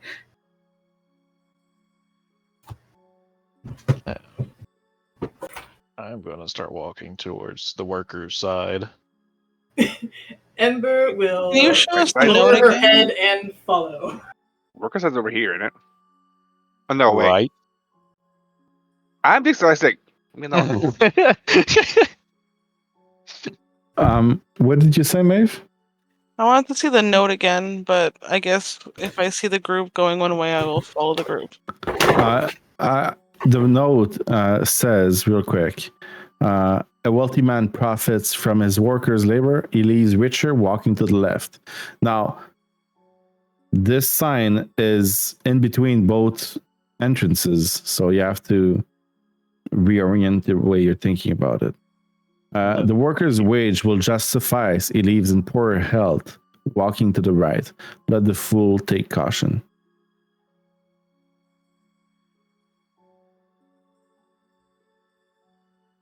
Okay, thank you.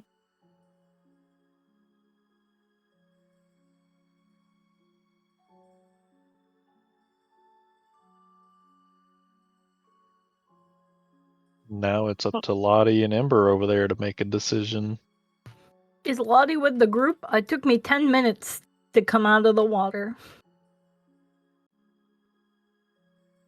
They've been debating for a few minutes now, so yes, you're out. Alright, I will gladly stroll out of the water. In a noticeably bad mood. But, you know, not much has changed. Except she's not smirking mischievously. Mm-hmm.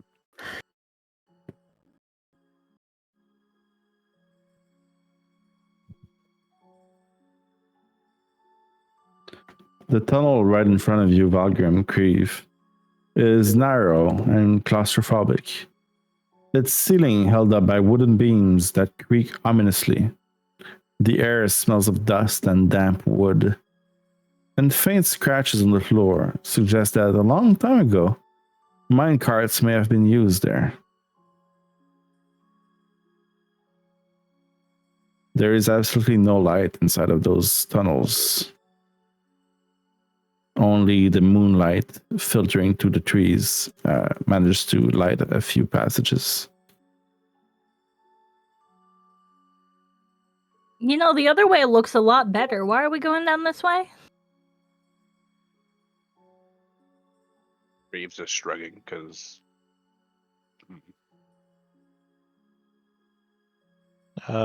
Because I don't believe in the exploitation of workers. And that's the only reason we're going down this tunnel, is because we don't believe in the exploitation of workers. Some of us Yeah, have these things exploiting called people's morals. bad. Okay, I'm gonna go down the other way. Yeah, that's what I thought. We'll see first. Lotte, in the other tunnel to the left. As you step inside the cave, the air grows cold. There is absolutely no light that penetrates this thick darkness ahead. Do you have dark vision? I think you do. I do have dark vision. Your footsteps echo.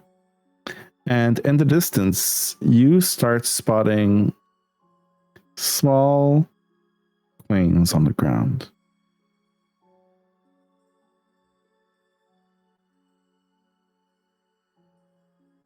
Small what? Queens.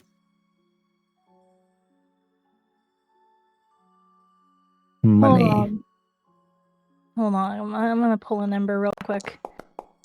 I'm not gonna pick up the coin, surprisingly enough. It feels a little bit like that. Wisdom saving throw. Because I think we both know that it's a good thing Ember didn't go that way. Yeah. Yeah. Actually making a wise decision and feeling satisfied knowing she has a diamond and coins aren't worth bending down for. She is gonna proceed with, actually not with caution. Lotte wouldn't do that. She's just gonna walk confidently down the cave.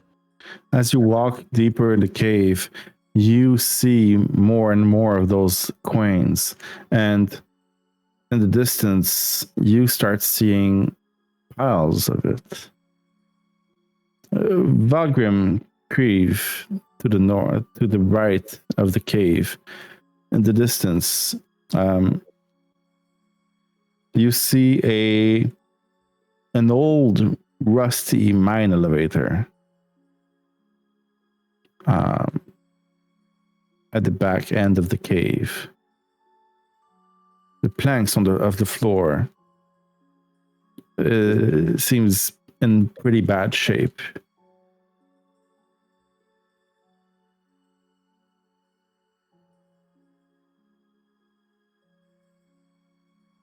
Okay.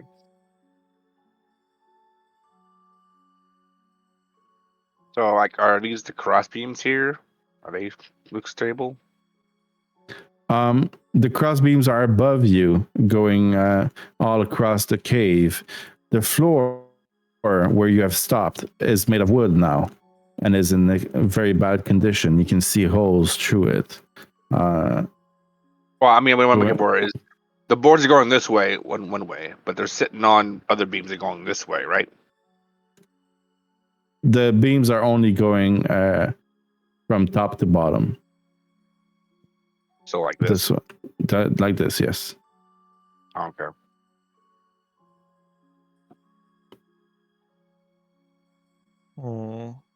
I mean, I'll put some light pressure on one of the boards. Here. As you put pressure on the wooden floor, it creaks and some dust gets thrown in the air a little bit. A few loose stones tumbles in the darkness below. Even with your dark vision, it's hard to tell how far this hole would be, how deep it would be. I'm gonna look at Valgrim. Can you see me in the dark, by the way? I'm a gnome. I have 60 feet of dark vision. Okay. I'm gonna look at Valgrim and give him a motion of tossing him over top of all this to the elevator.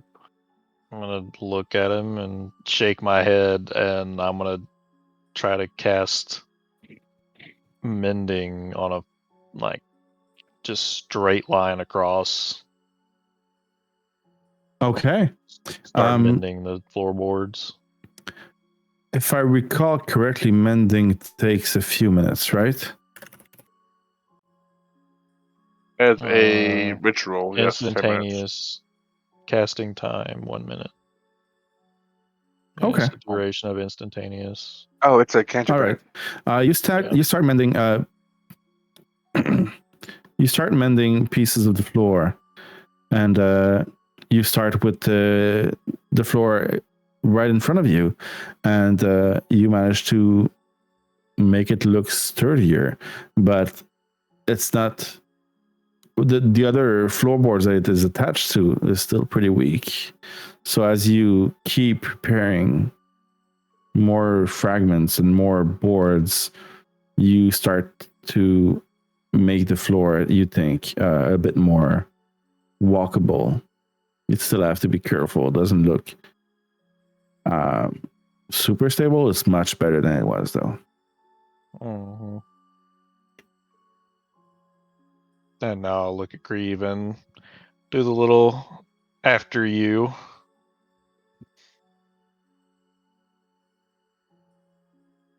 I have to walk right out.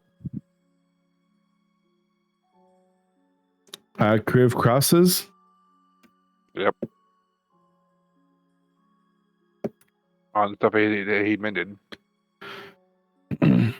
Where it ends at, but the floor is less creaky, but it still does not seem very stable. But you do manage to make it all the way to the other side, and without making any of the floorboards fall. And in front of you is a wooden mine elevator with a crank and a basket that can take you down with a long rope. Once I'm on the other side, I'm gonna take some of the rope out I have, and I'm gonna toss it, like one end of it, a good handful of it at Valgrim, holding Okay. one end of it, just in case. Okay. I'll tie it around Astaroth because he's the one going over next. Yep. I'll Ember break my can't notice see page. shit, so she is casting starry wisps just to light her way. over to her. Can you light my way too? Because I'm also blind. Fair enough. Actually, I can also see if I torch. I just added light because the starry Thank wisp. you. before I have torches. Azeroth crosses, I'm gonna take the rope and swing it a bit, and like point towards you and Ember. Wait, can you repeat that? Before Azeroth crosses this gap, I'm like swing the rope back and forth like in a side-to-side motion, and then I'm gonna point at Valgrim, Ember, and Maeve. Oh, you want them to hold on to the rope. Okay. I want them to go first before Azeroth. Okay, yeah. So we have two people holding the rope, essentially. If anything, it could be like a little we call it zip line or Yeah. Before I let you try and cross, let's go back to Lotte real quick. Lotte, what are you doing up there? and a mountain of silver. Lotte is just gonna be casually strolling down the cave. Fully confidently, not picking up the coins and walking faster as she goes because she really wants to, but knows that's probably a bad idea. Oh, that's a really big open area. You get to a bigger area in the cave, and piles of gold is on the ground. Piles here. Oh. It's there's a glint to it. At least 4, 5, 6 piles. Is Cypher picking the coins that she's ignoring? No, I'm not gonna make him do that. Yeah, he doesn't want to kill Cypher in this way. I'm not a big fan of making decisions for characters one another. I'm gonna have to, but I have to get used to it. As you go deeper in the cave, Lotte, there is no other exit that you can see of. And you know what? This seems like a great time to detect magic. And as you do, the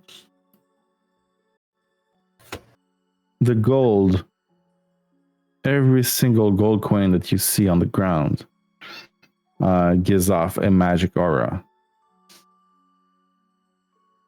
Conjuration for the gold. And as you walk, conjuration. And as you walk across around the cave, a portion of the wall to the northeast gives off illusion magic. Mm-hmm.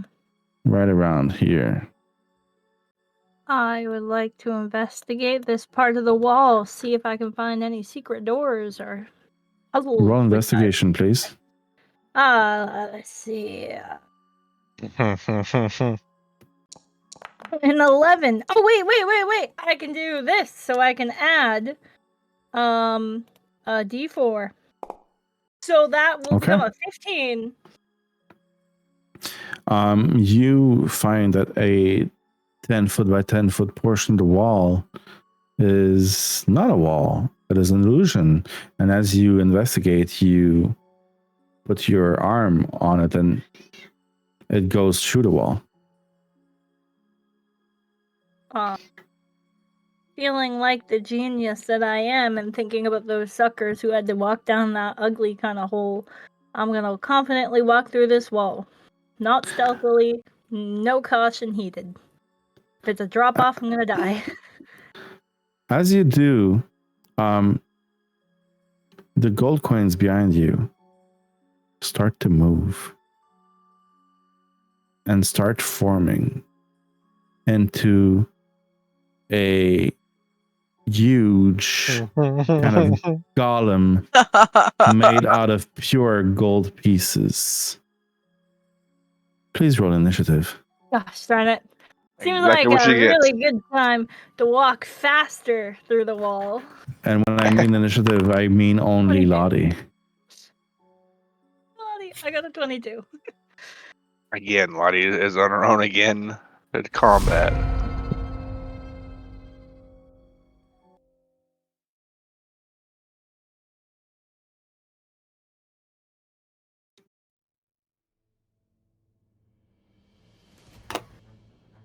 Lotte, you rolled the higher initiative. What do you do I and what do you did. say?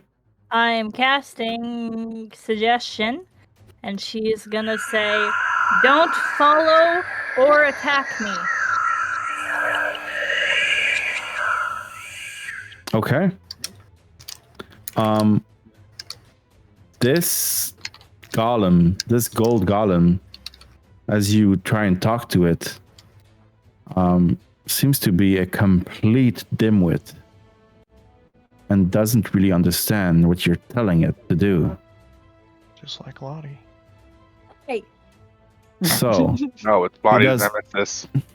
he does not understand the language that you are speaking, and he is immune to being charmed. and I take out 5 gold pieces and throw it at his feet. Yes. As you pick up the gold pieces, No, from my inventory, not from the ground. My personal. you said pick up. I meant like pick up from my inventory, like not touching his gold. Specifically from the gold I have in the pouch around my belt. Pick that up and be very important. Okay. They stick to him. That's freaky. And then I would like to back into the illusionary wall and potentially take an opportunity attack. He will take it.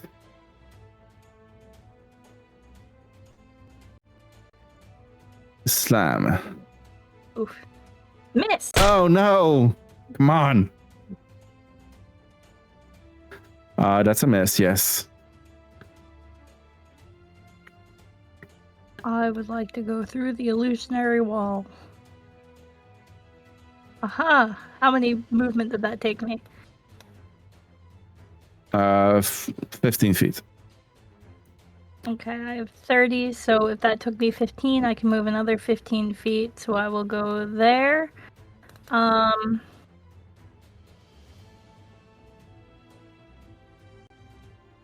you know, that will be my turn. That'll be my turn. I see the light at the end of the tunnel. Do you say anything? Just her initial "don't follow and don't attack me" with the failed suggestion spell.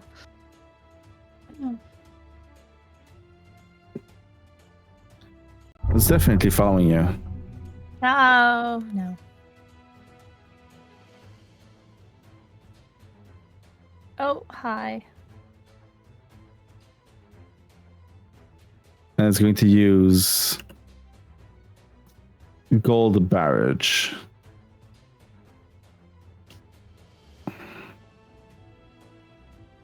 I need a Dexterity saving throw, please. You got it. 20!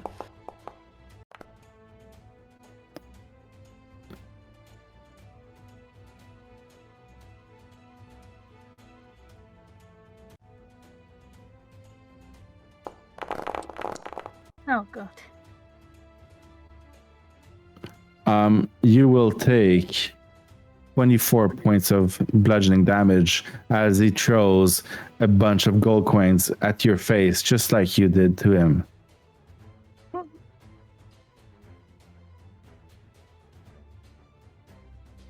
And the mass of the gold golem is reduced as well.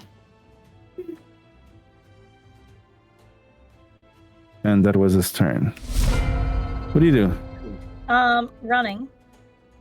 Okay, so first 30 feet. No,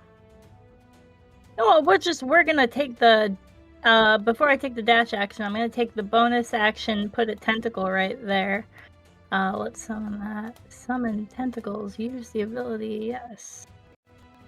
I don't know why it doesn't let me put the template down, but yes. I So did. I put it. Awesome. Let's see, will it allow me to attack? It just doesn't like my attack button. I don't know what to tell you. Yep, still no attack button. Really? Yeah. Just roll a d20 plus 8, I think. 20 plus 8. 16 plus 8. That's a hit. So he will take 5 damage. This is my bonus action. And then Lotte is going to take the dash action and run here.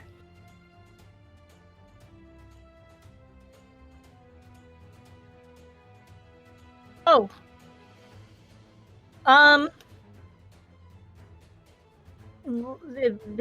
Upon seeing a person, Lotte is gonna stop in her tracks and be like, whoa, whoa, whoa, whoa, whoa. Hi. And that'll be my turn. Okay. The person in the cave, let me tell you what you see. And let me just go back. Ember. Oh, there's 2 Ember on the map. Yeah, one was my old version, and I pulled on the current version. Okay. I just couldn't delete it.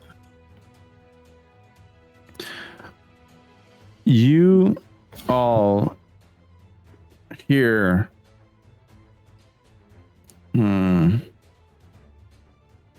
Jingle jangle. Rattling of coins. Yes, that's what I'm trying to say. Rattling of coins on the north path of the cave. But it's very distant and echoey, so it's hard to tell what's really going on. All right, we gotta play a game called How Stressed Out Is Ember? There's a picture of the man that you see. An 8, she doesn't understand what's going on. Sorry. It's like Rumpelstiltskin. There's soft torchlight that's flickering across the rough stone walls as you step into this cave, Lotte. And there's spirals of gold that glimmer under the warm light, reflecting off the face of an old man, hunched over a spinning wheel. His eyes are hidden behind a blindfold, worn and frayed at the edges, as his thin, bony hands reach down to grasp gold coins, which shimmer and transform into gleaming golden threads at his touch. And as you told him hello, he responds in a old raspy voice. I felt you coming. You might not want to touch the coins. I don't think the big guy would be a big fan of that. I don't suppose there's a way out near you. A way out? For me, no.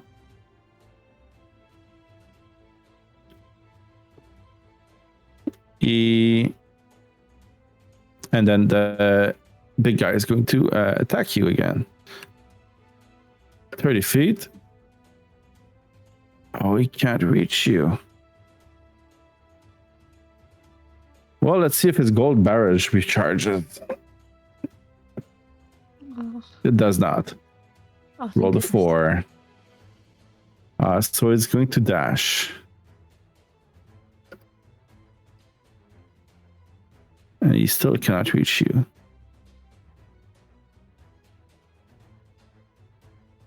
And he regenerates.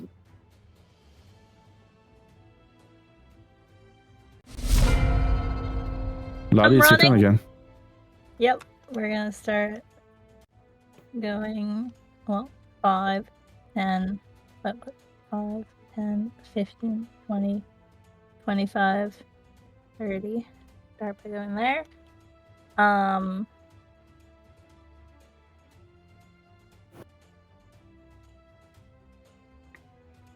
gonna run right next to this old man. And gonna just awkwardly stand next to him and just like, there's kind of a big problem right behind us. So if there's like a door right over here somewhere that's not back that way, might be incredibly helpful to both you and I. We're pals in this moment, mutually bonded in danger. Usually bonded? I don't think so. This big guy protects me. But could you call him off? I didn't touch any of the gold. I'm not touching you. But you chose the left path.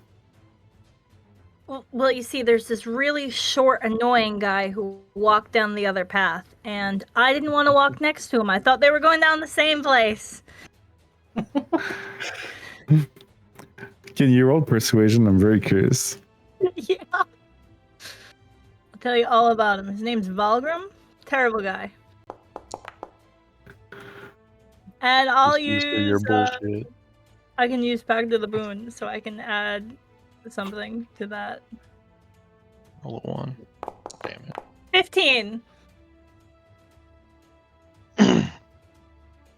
Tragic. So you say you didn't touch any of the gold? Not intentionally. I might have kicked a few pieces by accident. The stuff's kind of everywhere. He snaps his fingers, and you can see the gold golem behind you collapses into a pile of gold. Oh, thank goodness.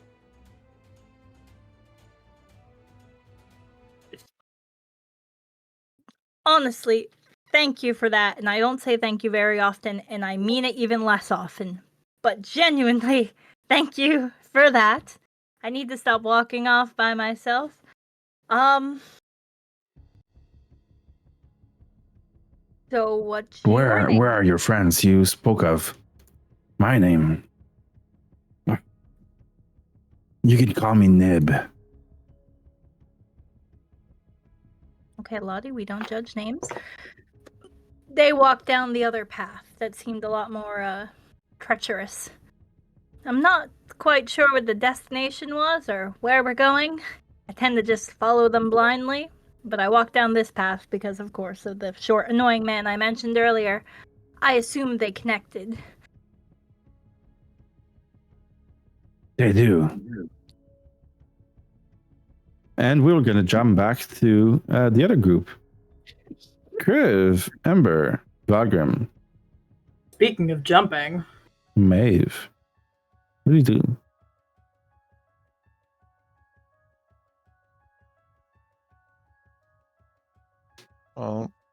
I'm waiting for everyone else to go across. So am I. Ember will rope across. Are you gonna Okay. climb on the ropes, or are you just gonna? This is an excellent question. But this is another time where I want to roll for this because Ember is having stupid thoughts. If you start trying to walk or climb on the rope, I'm gonna smack your hand and tell you to walk across like a normal human being. Ember looks. Yeah, no, she's not human. A normal being. Ember looks down at the drop. You see her back kind of flexing a couple times, like her wings are trying to move properly. Nah. Okay. Here, can I have the? She'll climb across on the rope. I'm rolling, by the way, every time you guys are stepping on this. So far, you guys have been lucky. Ember is less than 50 pounds. Yeah. I'm taking that into consideration. You make it all the way across, Ember. With a few little shakes on the rope from Kriv as you're crossing, just to kind of startle you. And maybe hurry you along. I guess I'll go next. Maeve. Any special way you're crossing it? No, but I'm typically very sneaky and light on my feet, so I'm hoping it'll be beneficial. And I also grab the rope that Kriv was throwing over, so that if I do fall, I will be tied up tight with the rope. You make it all the way across? Thanks. Can you move me? Thank you. Cal is going to go next. I hope I don't fall. Wait. I know what to do. And he takes a few steps back and does a running jump with rabbit hop. And manages to jump all the way across. It's 15 feet. Yeah. That's too far.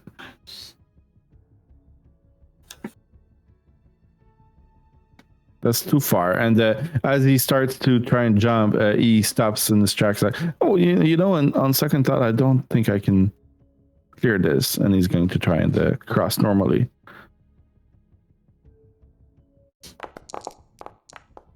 And he makes it all the way across. Cypher is going to go next. Oh, is this my opportunity to kill him? Looks Nope. like it. He makes it all the way across. So there is only Valgrim and Astaroth left on the other side. I guess it's my turn. Hope I don't fall.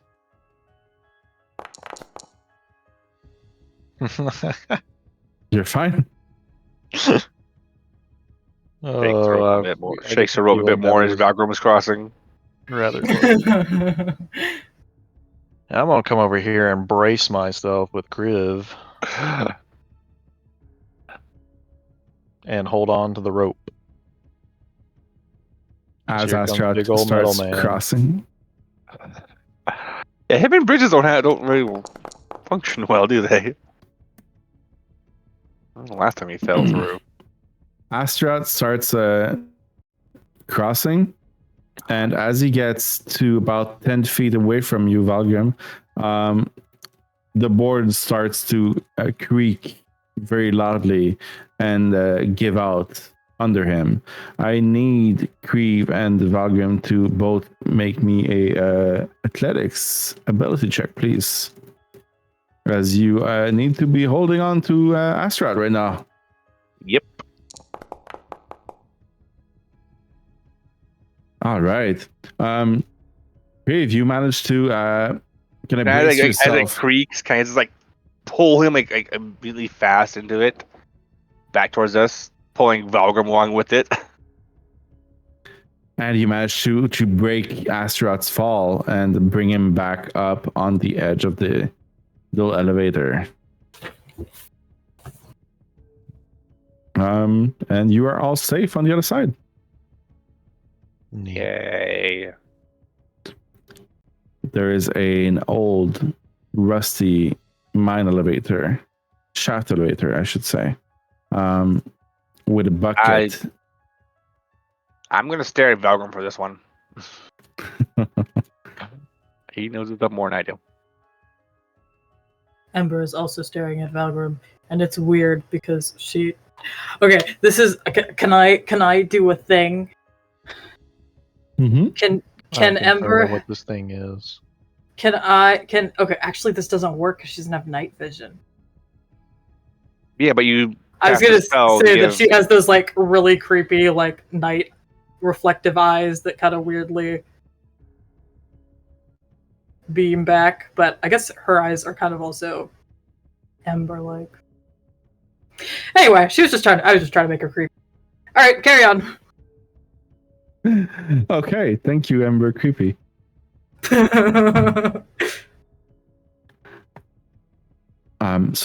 Valgrim, you see that there is a crank. This is a manually operated shaft, and Well, it's not the shaft. It's the elevator. Sorry, and someone needs to be operating that crank to go up and down. The bucket seems to be able to fit at least 3 persons. What do you do? I will tell Kriv that. So we need someone operating the crank. Yeah, he'll get on the crank. He doesn't know which way to turn it, though. Who gets in the bucket? Well, to make this as awful on Kriv as I possibly can, I'm going to take Astaroth with me right now. And Kyle is gonna jump in with you. Okay, Kriv, I will need athletics check, please, as you start turning that crank. Will that do? That does it, and you start cranking it the right way. Astaroth, Valgrim, Kyle, you start descending in a very dark tunnel for a few minutes, reaching I think I have dark vision. about 100 feet down. And at the bottom of the tunnel, at the bottom of the shaft, all you see is a set of stairs going up.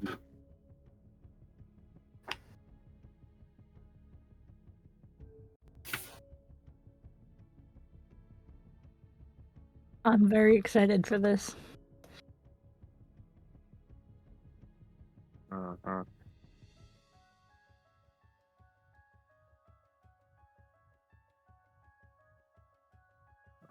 We're waiting on. I want to know what you guys do. I'm operating the crank. I'm waiting for them to come back for the rest of the party. At the bottom of the elevator is another crank. I guess we'll have Astaroth go over there and start working it. Okay. Kriv, you feel that the crank is moving in the other direction and that the elevator is coming back up. I'm gonna fight it. Yeah, I was gonna say. Astaroth, Kriv, give me athletics. I don't know what's going on. He's talking to Azeroth telepathically, so. God. Yeah, fuck you. My metal man is stronger. There's a chance this breaks. And I'm going to give it one chance. All of on the people with 6. Featherfall are So- at the bottom presently. If I roll a 1, it breaks. You're good. Okay. Astaroth managed to beat Kriv, and you tried to push back on it, Kriv, but the elevator keeps going back up. I'm looking at Valgrim, confused and a little worried. I'm He's not down in the here. I'm hole. down at the bottom. Are you? Yeah, Yeah. I went with Astaroth. Oh, I thought you were still up here. No. You can move them into the void. That helps.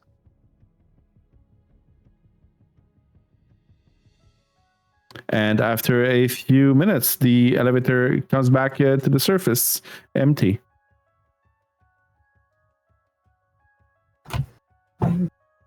Should the rest of us go and then we'll send it back up for Kriv and then He's just shrugging You can- because he doesn't know why this thing's moving by itself. I think they're actually Ember's wise, but it's so much funnier when she's not. The answer is ghosts. It must just return to the top on its own. Lies in the ways of nature. She doesn't get this. She doesn't understand how this works. It must magically return to the top. So when it comes back, we'll I'll get in with Ember if she does. Yeah, she'll get in. Cypher gets in as well. Kriv just turns his head Kriv, sideways. please come down with us after.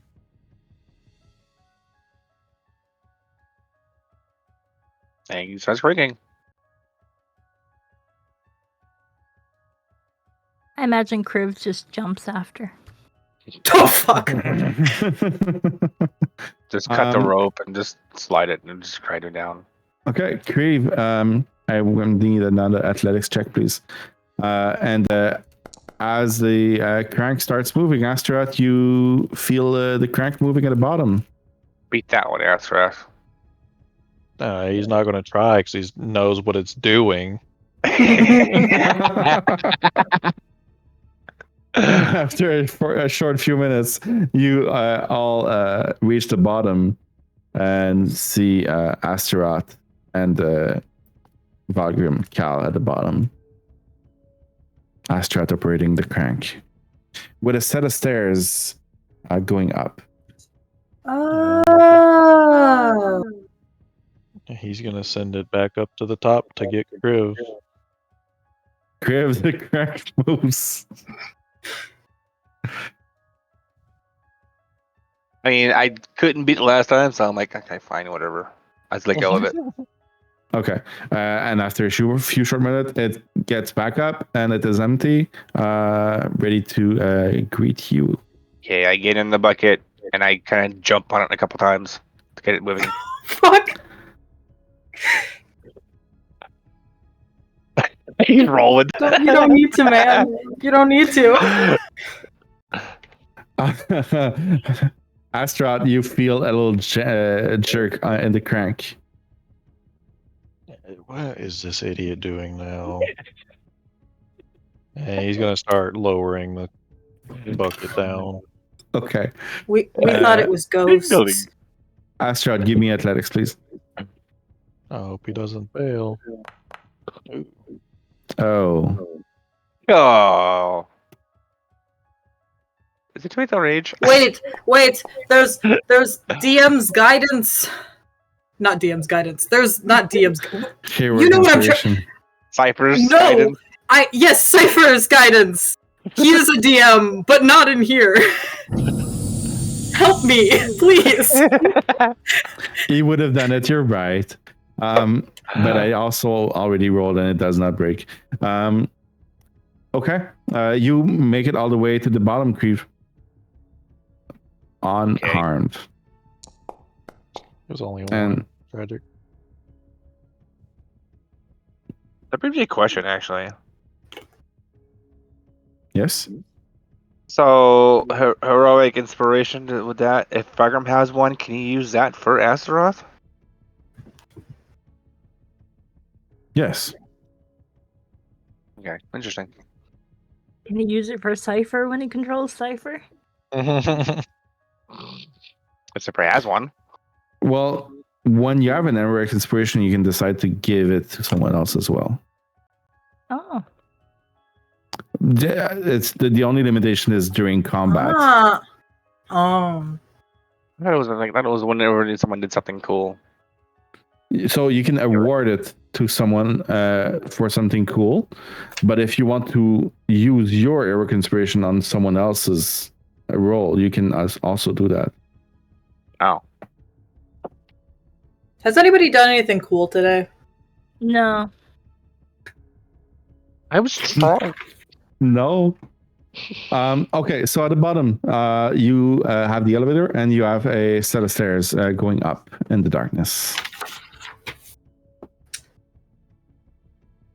I'm not concentrating on detect magic, but this won't stop.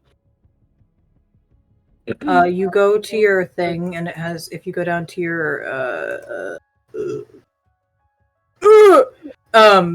effects, you can go and you can see concentrating on blah blah blah. Ooh, I'm still concentrating on spell. I'm not concentrating on anything. That's the. I know what I'm saying is. Oh, you're what? No, it's broken. Yeah, it's really broken.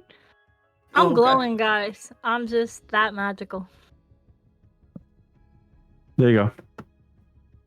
Ah, being bloodied. Stop it, Sit.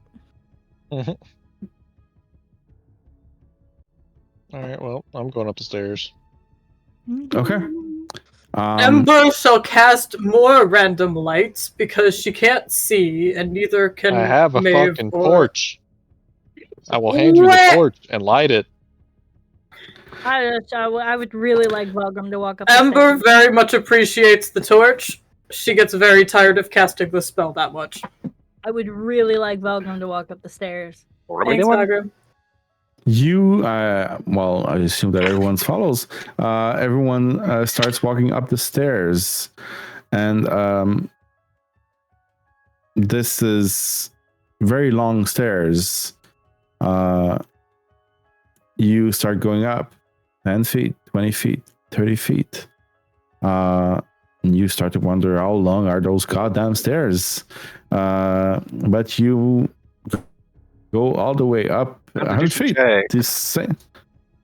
No, it's going to be okay. But you go all the way back up 100 feet, the same length that you just went down your elevator, just like the workers used to do. It's the stairs right here. Yes, those are the stairs. Okay. And you exit into a cave lit with soft torchlight, and you see a man, which I've shown before, and he greets you all.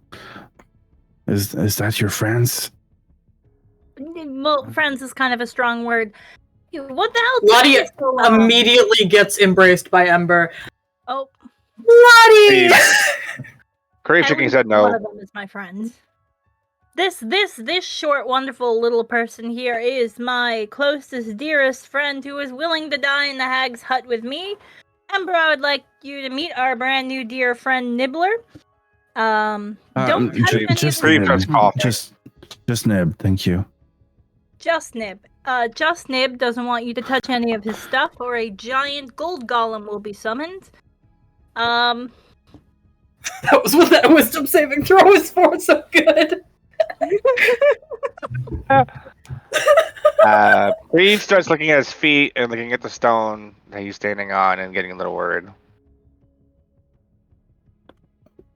Sorry, what stone? Well, this is all stone, right? We're standing on. Yes. Yeah.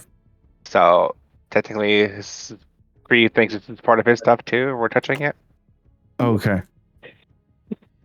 Now, someone who is more in touch with what we're doing, please explain to our dear Just Nib what's going on. You spoke of a hag? Oh. Have you met Skabada? That's a different name. Who's that? Skabada. She's the sister of Bavlorna, Ember? Yes. One of the three. I see. We have not had the displeasure or pleasure, depending on where you stand on this, of meeting Skabatha. We have just ventured in on a hot air balloon that got shot down by a giant dragon-like creature, and now we are following random signs, apparently. Random signs? Which signs are you talking about? Good question. What signs are we talking about? I'm gonna look at Kriv Kriv. shrugs. I just shrug. You're the one with the map, and you're the one that led us here. I pull the map out. I show him. I point to the cave at Valgrim and where we were at, and kind of like judge the distance there a little bit. It's like closest place. I don't know, maybe I should start looking at this map and seeing where we should maybe go, Kriv. You can look at it. That's about it. I don't want your map. Perhaps we could show our dear blind friend Just Nib the map, or at least describe it to him. He seems Just Nib, do you understand this land? From where I'm at, I take the map and I show it up in the air, spin it around a little bit, and then put it back. I am not blind. I choose not to look at them. And he kind of waves behind him. Who is them? Everyone I've taken from. See, this is my gold, but it's also my curse. I amassed it cruelly. I squeezed it from the life of those who had nothing. Every queen was a step deeper into damnation. Granny Nightshade, or Scabata, however you want to call her, she saw fit to trap me here and spin my wealth into gifts for anyone who finds me. And so I will give you a gift. Just so that I am reminded that day after day of what I've done. I make gifts, yes, but not out of kindness. These items I offer to you are born of guilt, not generosity. Take what you will. I have no use for them. Not anymore. And you all see behind him, for a few seconds, it appears and disappears. A shadow just looming over his shoulder. It's a lean, starving coachman.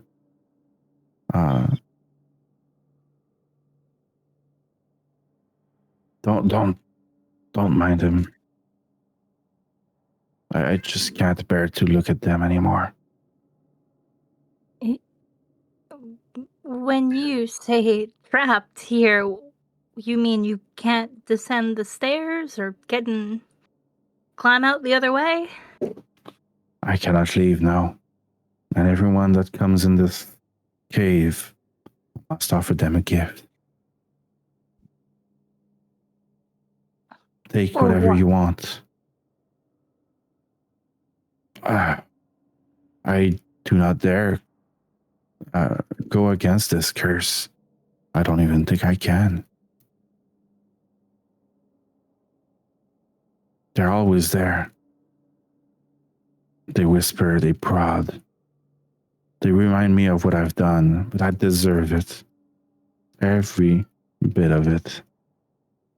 They never leave. No matter how fast I spin. No matter how much gold I give away.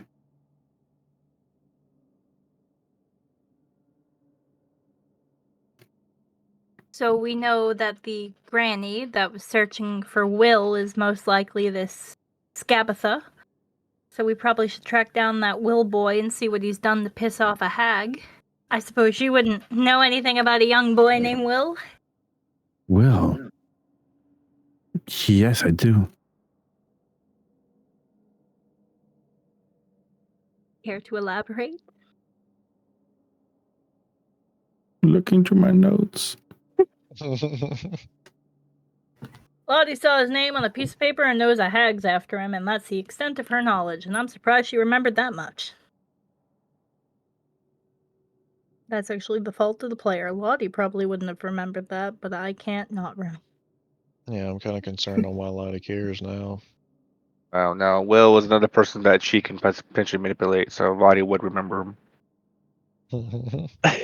I don't know what you guys are talking about. Lotte is Ember's bestest friend. And Will might be her next best friend in quotations. No, this guy Nib's my new friend. Or her next victim. Well, as you say the word Will, his expression on his face softens a little bit. And a little bit of hope lights up up his haunted face. Will of the Feywild. Now, there's a brave lad. He's a thorn in Granny Nightshade's side. He managed to help some of the children escape from our clutches. And I think they formed a gang. He called himself the Getaway Gang. The Getaway Gang.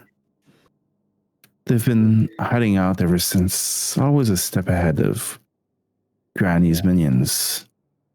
I think they're hiding in a walking Trent, a great orc named Little Oak. They say Will and his gang live in that Trent's glade, somewhere deep in Thither. Little orc. If you show me your map, I can try and sense which way to guide you. That would be most helpful. Kriv, you still have that map?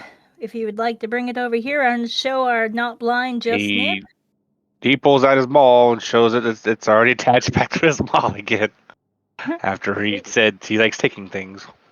I'm gonna lightly elbow Nib and be like, Ember and I, we have never met this Scabatha, but we confronted Bavlorna in her own hut and managed to return the head of one of her victims that she stole it from. So you can say we are also quite experienced in being thorns in the side of hags.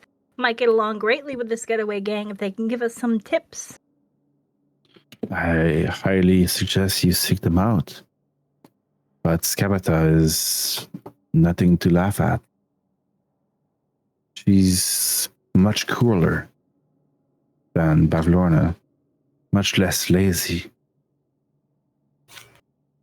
She lives in a tree trunk. I don't suppose she's allergic to running clockwise in a circle. Allergic to? No, that's silly. No, she runs a workshop full of children. Little ones. They toil day and night. They make toys, but not the kind you want under a tree. No, Granny's toys are cursed things, creepy, twisted. She delivers them to children on other worlds, just to fill their heads with nightmares. She flies on the back of a rocking horse. An eerie sight if you've ever seen it, against the moonlight. There's something deeply wrong about her and those toys.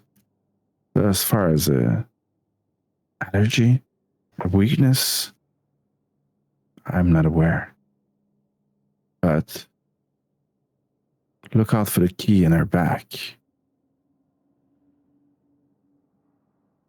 It's always turning.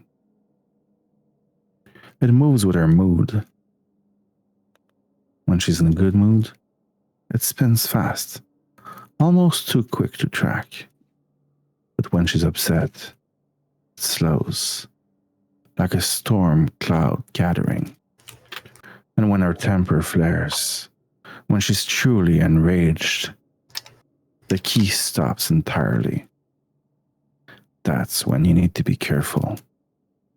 Because if it stops, you might not get another chance to escape.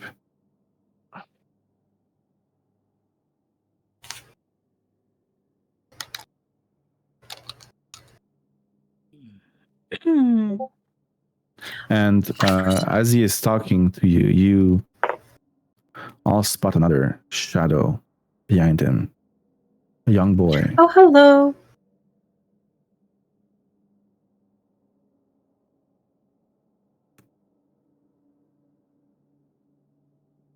A ghost in the Feywild took the shape of those balls of light we've been exploding.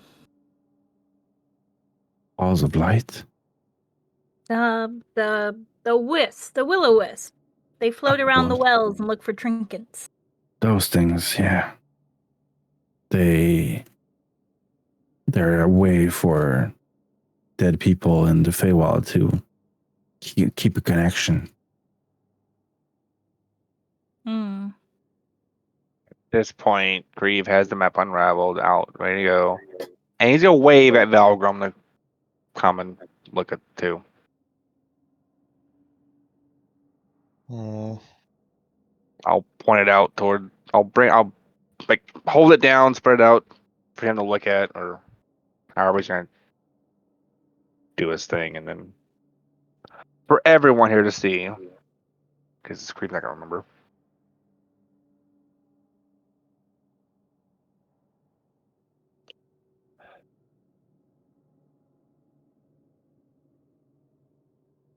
So maps out. You hand the map to Nib? Is that it? No, I am not handing it out. It's in my firm both grips on both my hands, and I have it like spread out in front of me, laid out, so he can get to it and point or whatever he needs to do. Okay. He puts his hand over the map. No. It's moving quite a lot.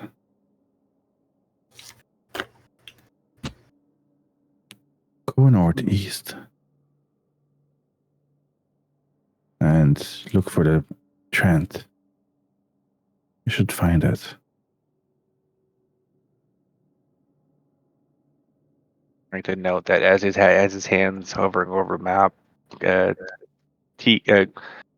Kriv is baring his teeth here.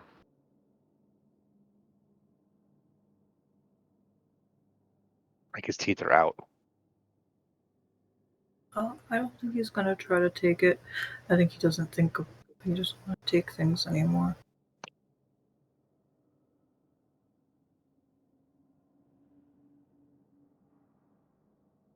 Remember, it's as him.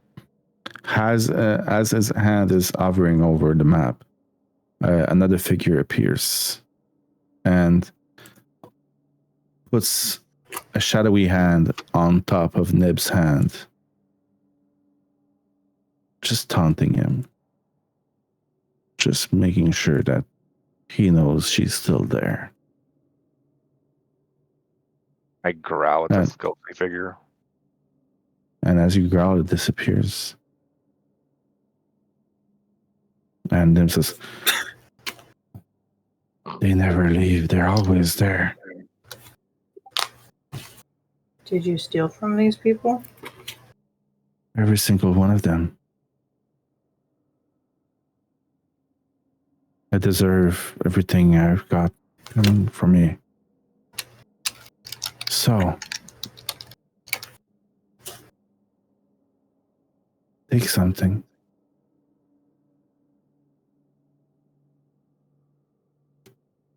Ember's gonna make good berries. Take what you need, but heed my word. Don't touch the gold. It's cursed like me. Other than gold? If you steal even a single coin from this place, their eyes, and he gestures to the ghost that you've been seeing, they will follow you too. I have enough eyes following me. I will not touch your gold. Every step, every breath, until you return what was never yours. Their faces will haunt you in every shadow. I stare at Brie with that comment. Ember looks distinctively creeped out by this. I wouldn't wish that on anyone, not even the cruelest soul. And mechanically, what you guys can all do right now is to choose an item, any item, uncommon. I will put something in Discord. The temptation to put a coin in Valgrim's pocket is there. I am using an amazing little homebrew called Sane Magical Prices. and it lists a few magical items with real, kind of real prices. So what you can do is pick any uncommon magic item that you want with a maximum price of 1,000 gold pieces, and Nib will be able to make it for you. Is that each or as a collective? Each. Yeah. Insane medical prices can And be a little insane, unfortunately. What was that? Some of their prices are a little over the top. I've read through this before. Yeah. Well, it's not perfect, but it's much better than whatever the DMG recommends. Yeah. And a +1 weapon is an uncommon magic item, if I remember correctly, with 1,000 gold pieces maximum. The sorting of this is like, oh my god, it's gonna be days to filter through all this. This is gonna be fun.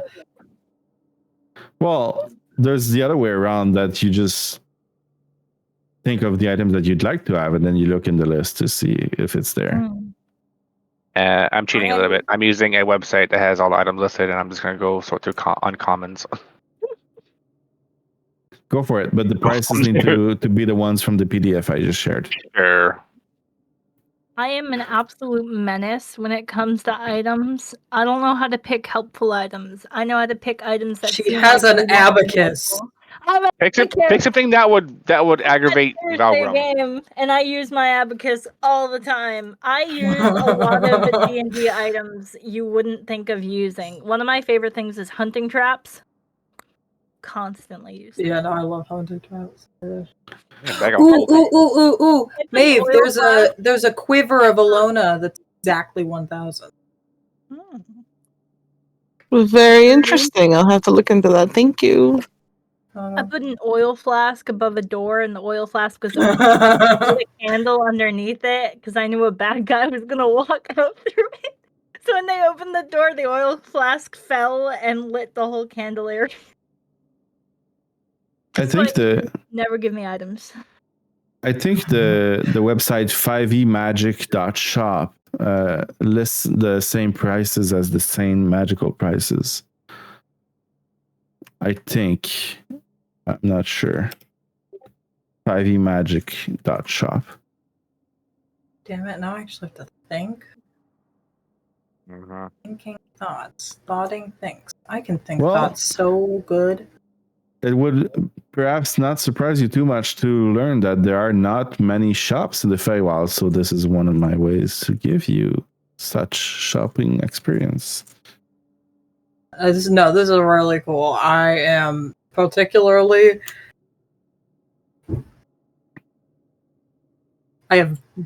This document is standing next to a very large other document from another person who you guys can probably figure out that I'm going to need to read in the next couple of days. So I'm like, so that's what that's about. I am very excited. I think we should give Lotte a ring of water walking.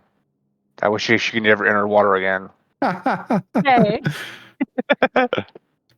And I'm gonna put back the big tither map, and I'll show you what Nib pointed on your map, Kriv. Okay. Can I flood a room with decanter of endless water? Oh no, not that. So on the big map, you are currently. Oh, let me just fix this. You are right here at the cave, and he's just revealed that you need to go northeast to the Trent, right here. But it moves though constantly, though, right? It has a glade that it likes to hang in. But yeah, the Feywild map that you have constantly moves. Yeah, we can follow it on the map though, so as long as we know what it is, what we're going for. Okay, no problems navigating to it then. Okay. And this I'm is gonna where print this out and put so many highlighter marks on this. You're not asking us to do this tonight because this is gonna take a while. Oh no. Yeah. We're gonna end on this right now tonight. You have plenty of time to think about the items you'd want to have. I'm gonna make sure that Cal knows that he can choose as well, and I'm gonna figure out a way for you, Valgrim, to make some choices about Cypher's character. We can also find an excuse to. I'm flying. I can be a witch. I'll find a way to get rid of Cypher eventually, but for now, I don't want him to be So ominous! I know I brought it up. It's entirely my fault, but it also is. I've been trying to get another player. It's start playing is not helping much, but eventually we're gonna get one. Yeah, we'll mention it to Kyle. Cal. Yeah. So thank you so much for the session. I hope you had fun. I had a blast. Very interesting to see all of the party dynamics and the chaos you guys are about to get into again in this new map. And we're about I want to say, a quarter done with the campaign. Just about. Yay. Thank you so much. And have a good night, everyone. All right. Have a good night. Bye, guys. You should tell Kyle about it. Yeah, I think I had the thought, and then I was like, well, of course I'm gonna ask Brie first. Yeah. But if you